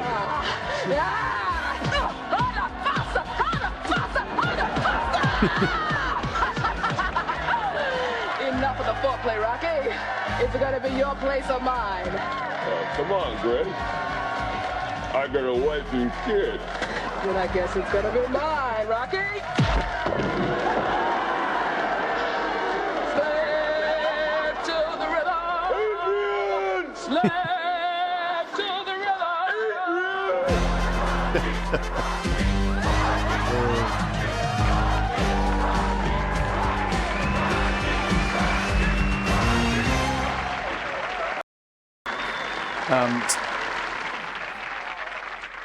For those sensitive times of the month, when emotions run close to the surface. So was Jim Carrey cloned? Cheapskate. God, you always take the easy way out. Yeah, that And quietened another down thing, pretty quick. There was such a big fuss about him being cloned. Oh, my God. After he came out at that awards night. And he's gone real quiet since. That's the obvious logical explanation. Well, what do you think was behind it? His look change. I don't know. Do you remember when Jet Li hadn't been seen for a while, and then all of a sudden there was like an interview with him, and he looked completely different, and everyone was like, "Oh my God, what's happened to him?" No, I don't remember that. It's the same thing. Like, and then he appeared. You know, I've seen him recently, and he just looks like he used to again. It's just, I just think it's just a bad makeup job, or just, you know, something like that. Nothing really to see. Do you think he'd had any work done? Possibly, but I don't think so. I don't think Jim Carrey would really be, I don't think he'd be really into it. He just looked a bit sort of kind of bloated, and it was his opportunity to do something real funny. An opportunity missed, I reckon. Yeah. Like he could have come out and just said, yeah, I'm here. That was my clone. And I had someone that was actually the clone, and they'd just come out and done some real funny Jim Carrey skit. Yeah, he totally could. But he's not like that anymore, you know. He's very serious. He's just not really interested spiritual. In that, as he calls it, that cheap comedy character that he created. Yeah, that's right. Yeah. There He's is more no into Jim his art and Carrey stuff now. Yeah, he's more into his art and things now. So yeah, well, he's getting old. Must be like 60 now. Yeah, I'd say so. Yeah. Yeah. And that's the thing. When people age, they change a little bit. Yeah. Tends to be the way. I'd say that's probably more likely the explanation that he's been cloned, but could have been. I guess someone could have done that for some reason. And what's the deal with cloning? Like, could What is the deal? Could you clone someone immediately like that, or would you have to clone them at the same time as their birth and grow up together? Because I've been reading different things about cloning. What kind of time span are we looking at? I reckon, obviously I've never cloned anyone, but I reckon they'd have to grow up from just like I reckon you clone them and they're just essentially another human that grows up. Yep. There's no magic to it. There's no So you can't just make them in a test tube and spit them out. No rapid aging or clone them directly and at the age that you take the sample. Like as far as DNA is concerned, So the Illuminati would have had to have decided at Jim Carrey's birth, all right, we're going to clone this guy. Exactly. We're going to keep a whole bunch of them just in case. We're going to wait till he's 60 years old and then bust out the clone. We'll get the one that's the sanest and we'll... Oh, so they make a few of them. Yeah. A few Jim Carrey clones. Why not? You got to be your backups, you know? More Jim Carreys, the better. Yeah, they got a whole island full of them. Carey Island. Man, that stuff was gold. Yeah. The Jerry Seinfeld clip had me in tears. Yeah. Whoa. And it's just like heaps more too, eh? Oh, there's shit tons. Like these aren't even the ones that I was thinking of. Like that one I've seen is hilarious. The karate instructor. Look at him. Look at him. He's such a good physical actor, you know? Yeah. Like you have to realize this is on a show where every week he was coming up with this quality of skit. Man, what a time to be alive. Like whereas you'd be happy to come up with one of these in your life, you know what I mean? Yeah. It's he's amazing. Oh, this is the Juice guy. You've never seen this. Dude, you have to Juice guy. You've got to watch the Juice Weasel. All right. Like at least phones a little on. bit of it. It's friggin' Welcome to Juice Mania, the show that takes a look at the wonderful world of juice. This week, the Are you as excited as I'm being paid to be? Let's bring out today's host, the incredible, most amazing guest we've ever had, Juicy J. Cornish. He's pulling a truck with his teeth down. Wow, Juicy J, that was an incredible feat of strength. Thank you, Gordy. I took my whole family on long trips like this. Well, wow, man. Where's your family now, Jay? They're all dead. I outlived them all. That's the beauty of the Juice Weasel. Wow, that's incredible. I outlived them all. Yo, come on up here. Come on up. Oh, it's so good. You seem like a healthy young man. How old are you? I'm 21. 21, huh? Yes, sir. He's 21, but I'm still standing. I found the secret of eternal life. I looked into God's eyes, and you know what I saw? The Juice Weasel. Hey, folks, can you tell me what time it is? Time to juice! Juice, juice, juice, juice,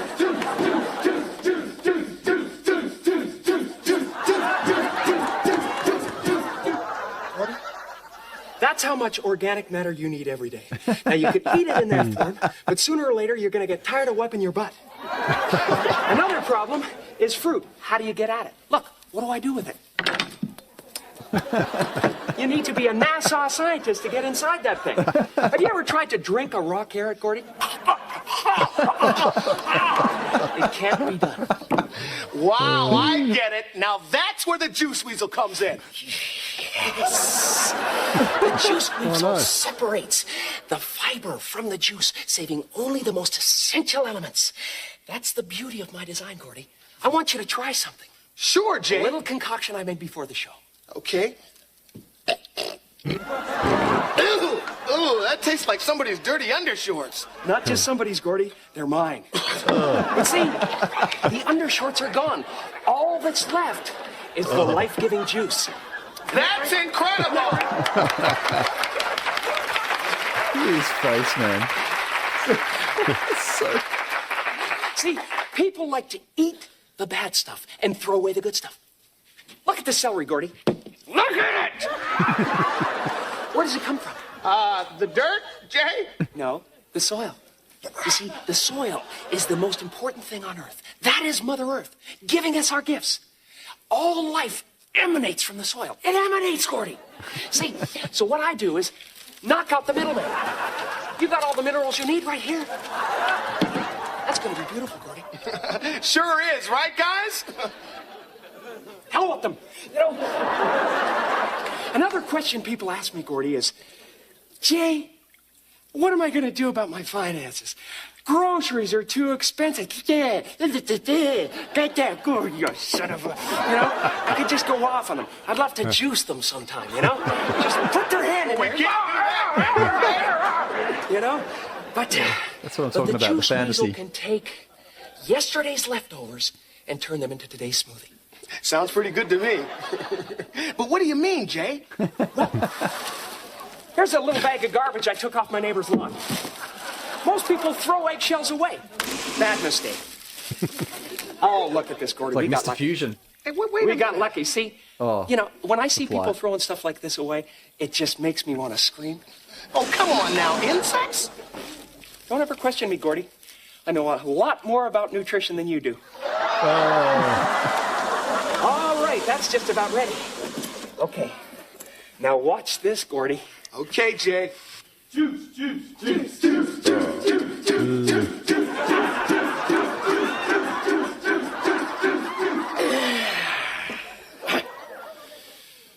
Notice anything different, Gordy? No, what, Jay? I'm invisible! Oh, right. Yeah, that's incredible. I thought you were talking about something else. Who are you talking to, Gordy? I'm over here!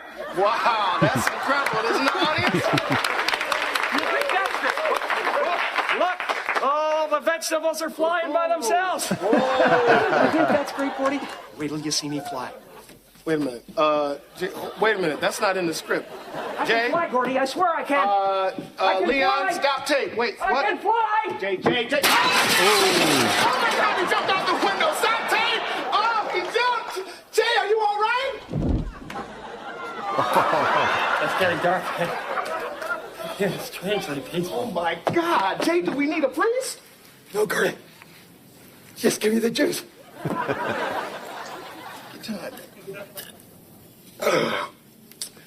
Could you pour some of that on my joints, Gordy?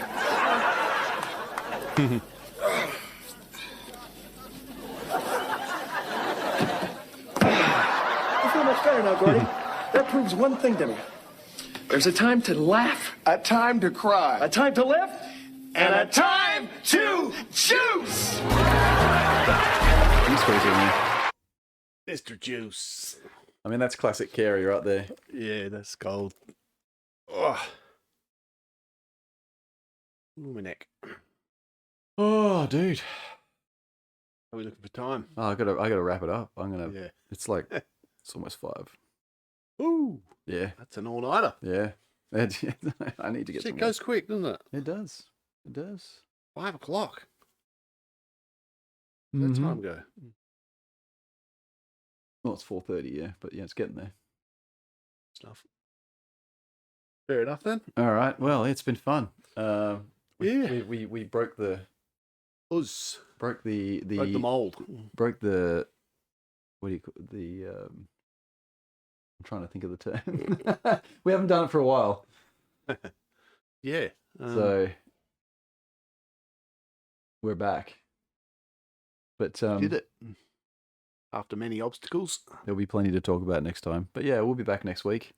So Cool. some more Jim Carrey, hilarious Living colour antics. prime Jim Carrey, clips.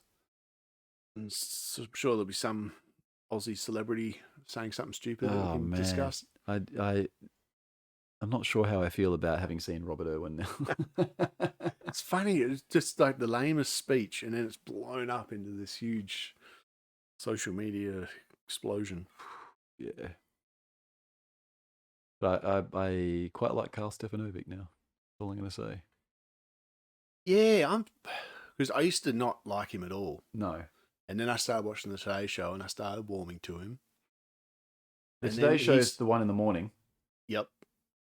Yeah, real cheesy. You watch those shows, soft, don't you? Brucey breakfast TV. What time's it come on? Like 7 o'clock or something? Pretty early, like 6. Maybe I should get into the Today Show. Well, it's good Just for as a me because I routine. just have my coffee, do some surveys, have my brekkie, do some surveys. Like, I guess what I'm thinking is like it's a good way to wake up. Yeah, it gives me a reason to wake up. Yeah. But then I'd have to watch it. Yeah, really. You have it on in the background, and then when something sparks your interest, you just watch for a bit. Yeah. I don't just sit there and watch it. So never watch it, in other words. It's like background, but then things capture your attention. You're like, oh, there's a hot chick. Oh, there's a good story. There's Bob Irwin. Would you kiss Kylie Minogue? What is it? Shag, marry, or kiss? Is that? Surely it wasn't. I think that's what it was. Would you shag, marry, or kiss? Kylie Minogue. Hmm. Bring it up. It was just the very last thing. We've got to watch Albo on Albo the podcast. yeah, okay, fair enough. All right, we'll quickly do that. So Albanese it's visual or is it just audio? Yeah, it's visual. Okay. Albanese, Kylie Minogue podcast. Albanese apologizes, blah blah. We don't want to see apologies. Who cares about that? Unless, of course, they mention the weird and creepy. What was that one with Kylie on it? Weird. This is like another. You might have to go on YouTube. Well, I am on YouTube. Oh, so okay, I think it'll show the original, right? Surely. Yeah. Let's. The Prime Minister appeared on the Bush Deep podcast, Pablo. which came out last or was released. Oh, okay. The audio is messed up. Yeah, mine's all crackly.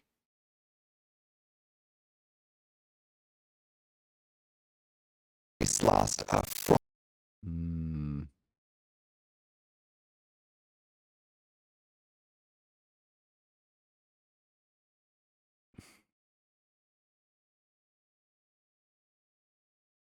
See what happens when I restart it. It may kill the podcast audio. Don't think so, but Friday, it was filmed at the lodge, and he was asked marry Australian pop answer. We're at rapid fire questions. He was pushed by the host. We're at rapid fire questions now. Every guest gets asked these: shag, marry, date. Kylie Minogue, Nicole Kidman, or Rhonda Birchmore. I've just got married. I'm only 6 months in. But if it goes tits up, let's just pretend.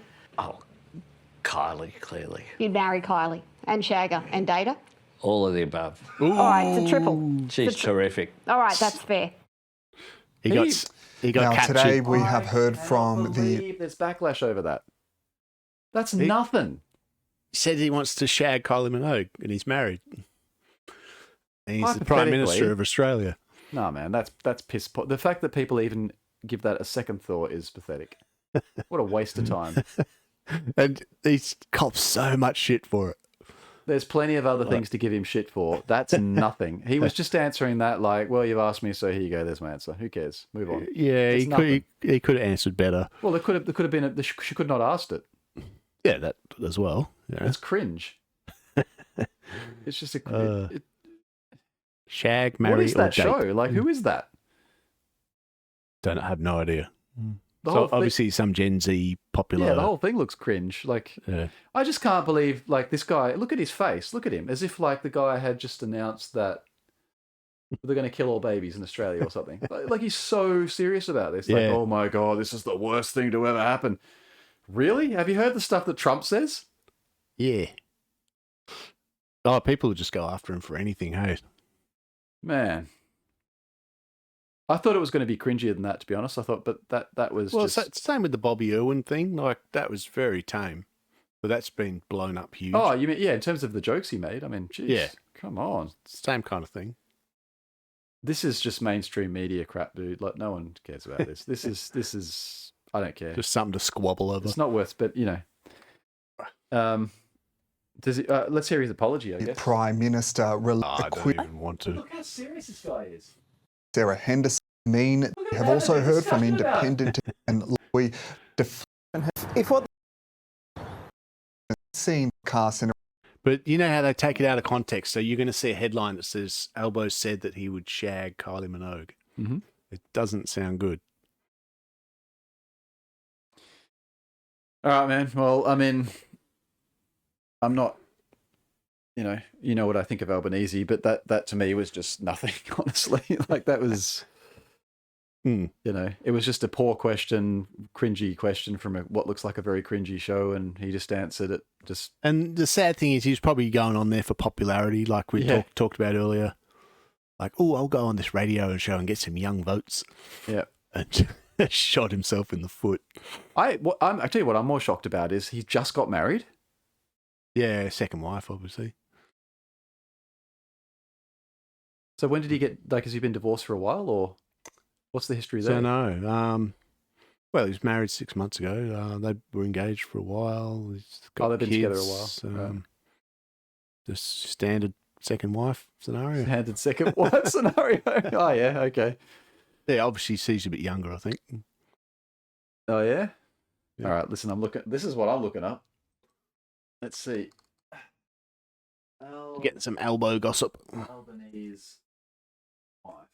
Albanese. Albanese. Jodie Hayden, is that her there, is it? Anthony Albanese, yep. 19 years younger, I think it said. Wow. Yeah, so she's a 79er, same age as us. No way. And like, look at this, 1978 or 1979. They don't know. What? She's a clone. I saw something about 19 years younger than him. She's married.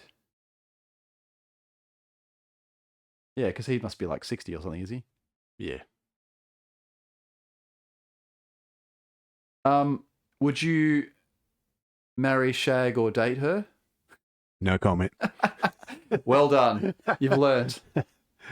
But that wouldn't have gone down well either. No, my answer would be none, because I'm married. You just can't win with that question. No, it's just a stupid question. It's a loaded question, and yuck. Anyway, there you go. I just learnt that Albanese just got married, and my life is so much richer for it. Yay.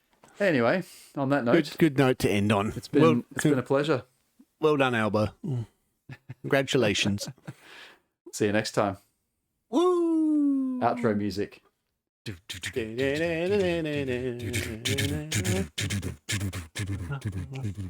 Bap, bap. Ba ba.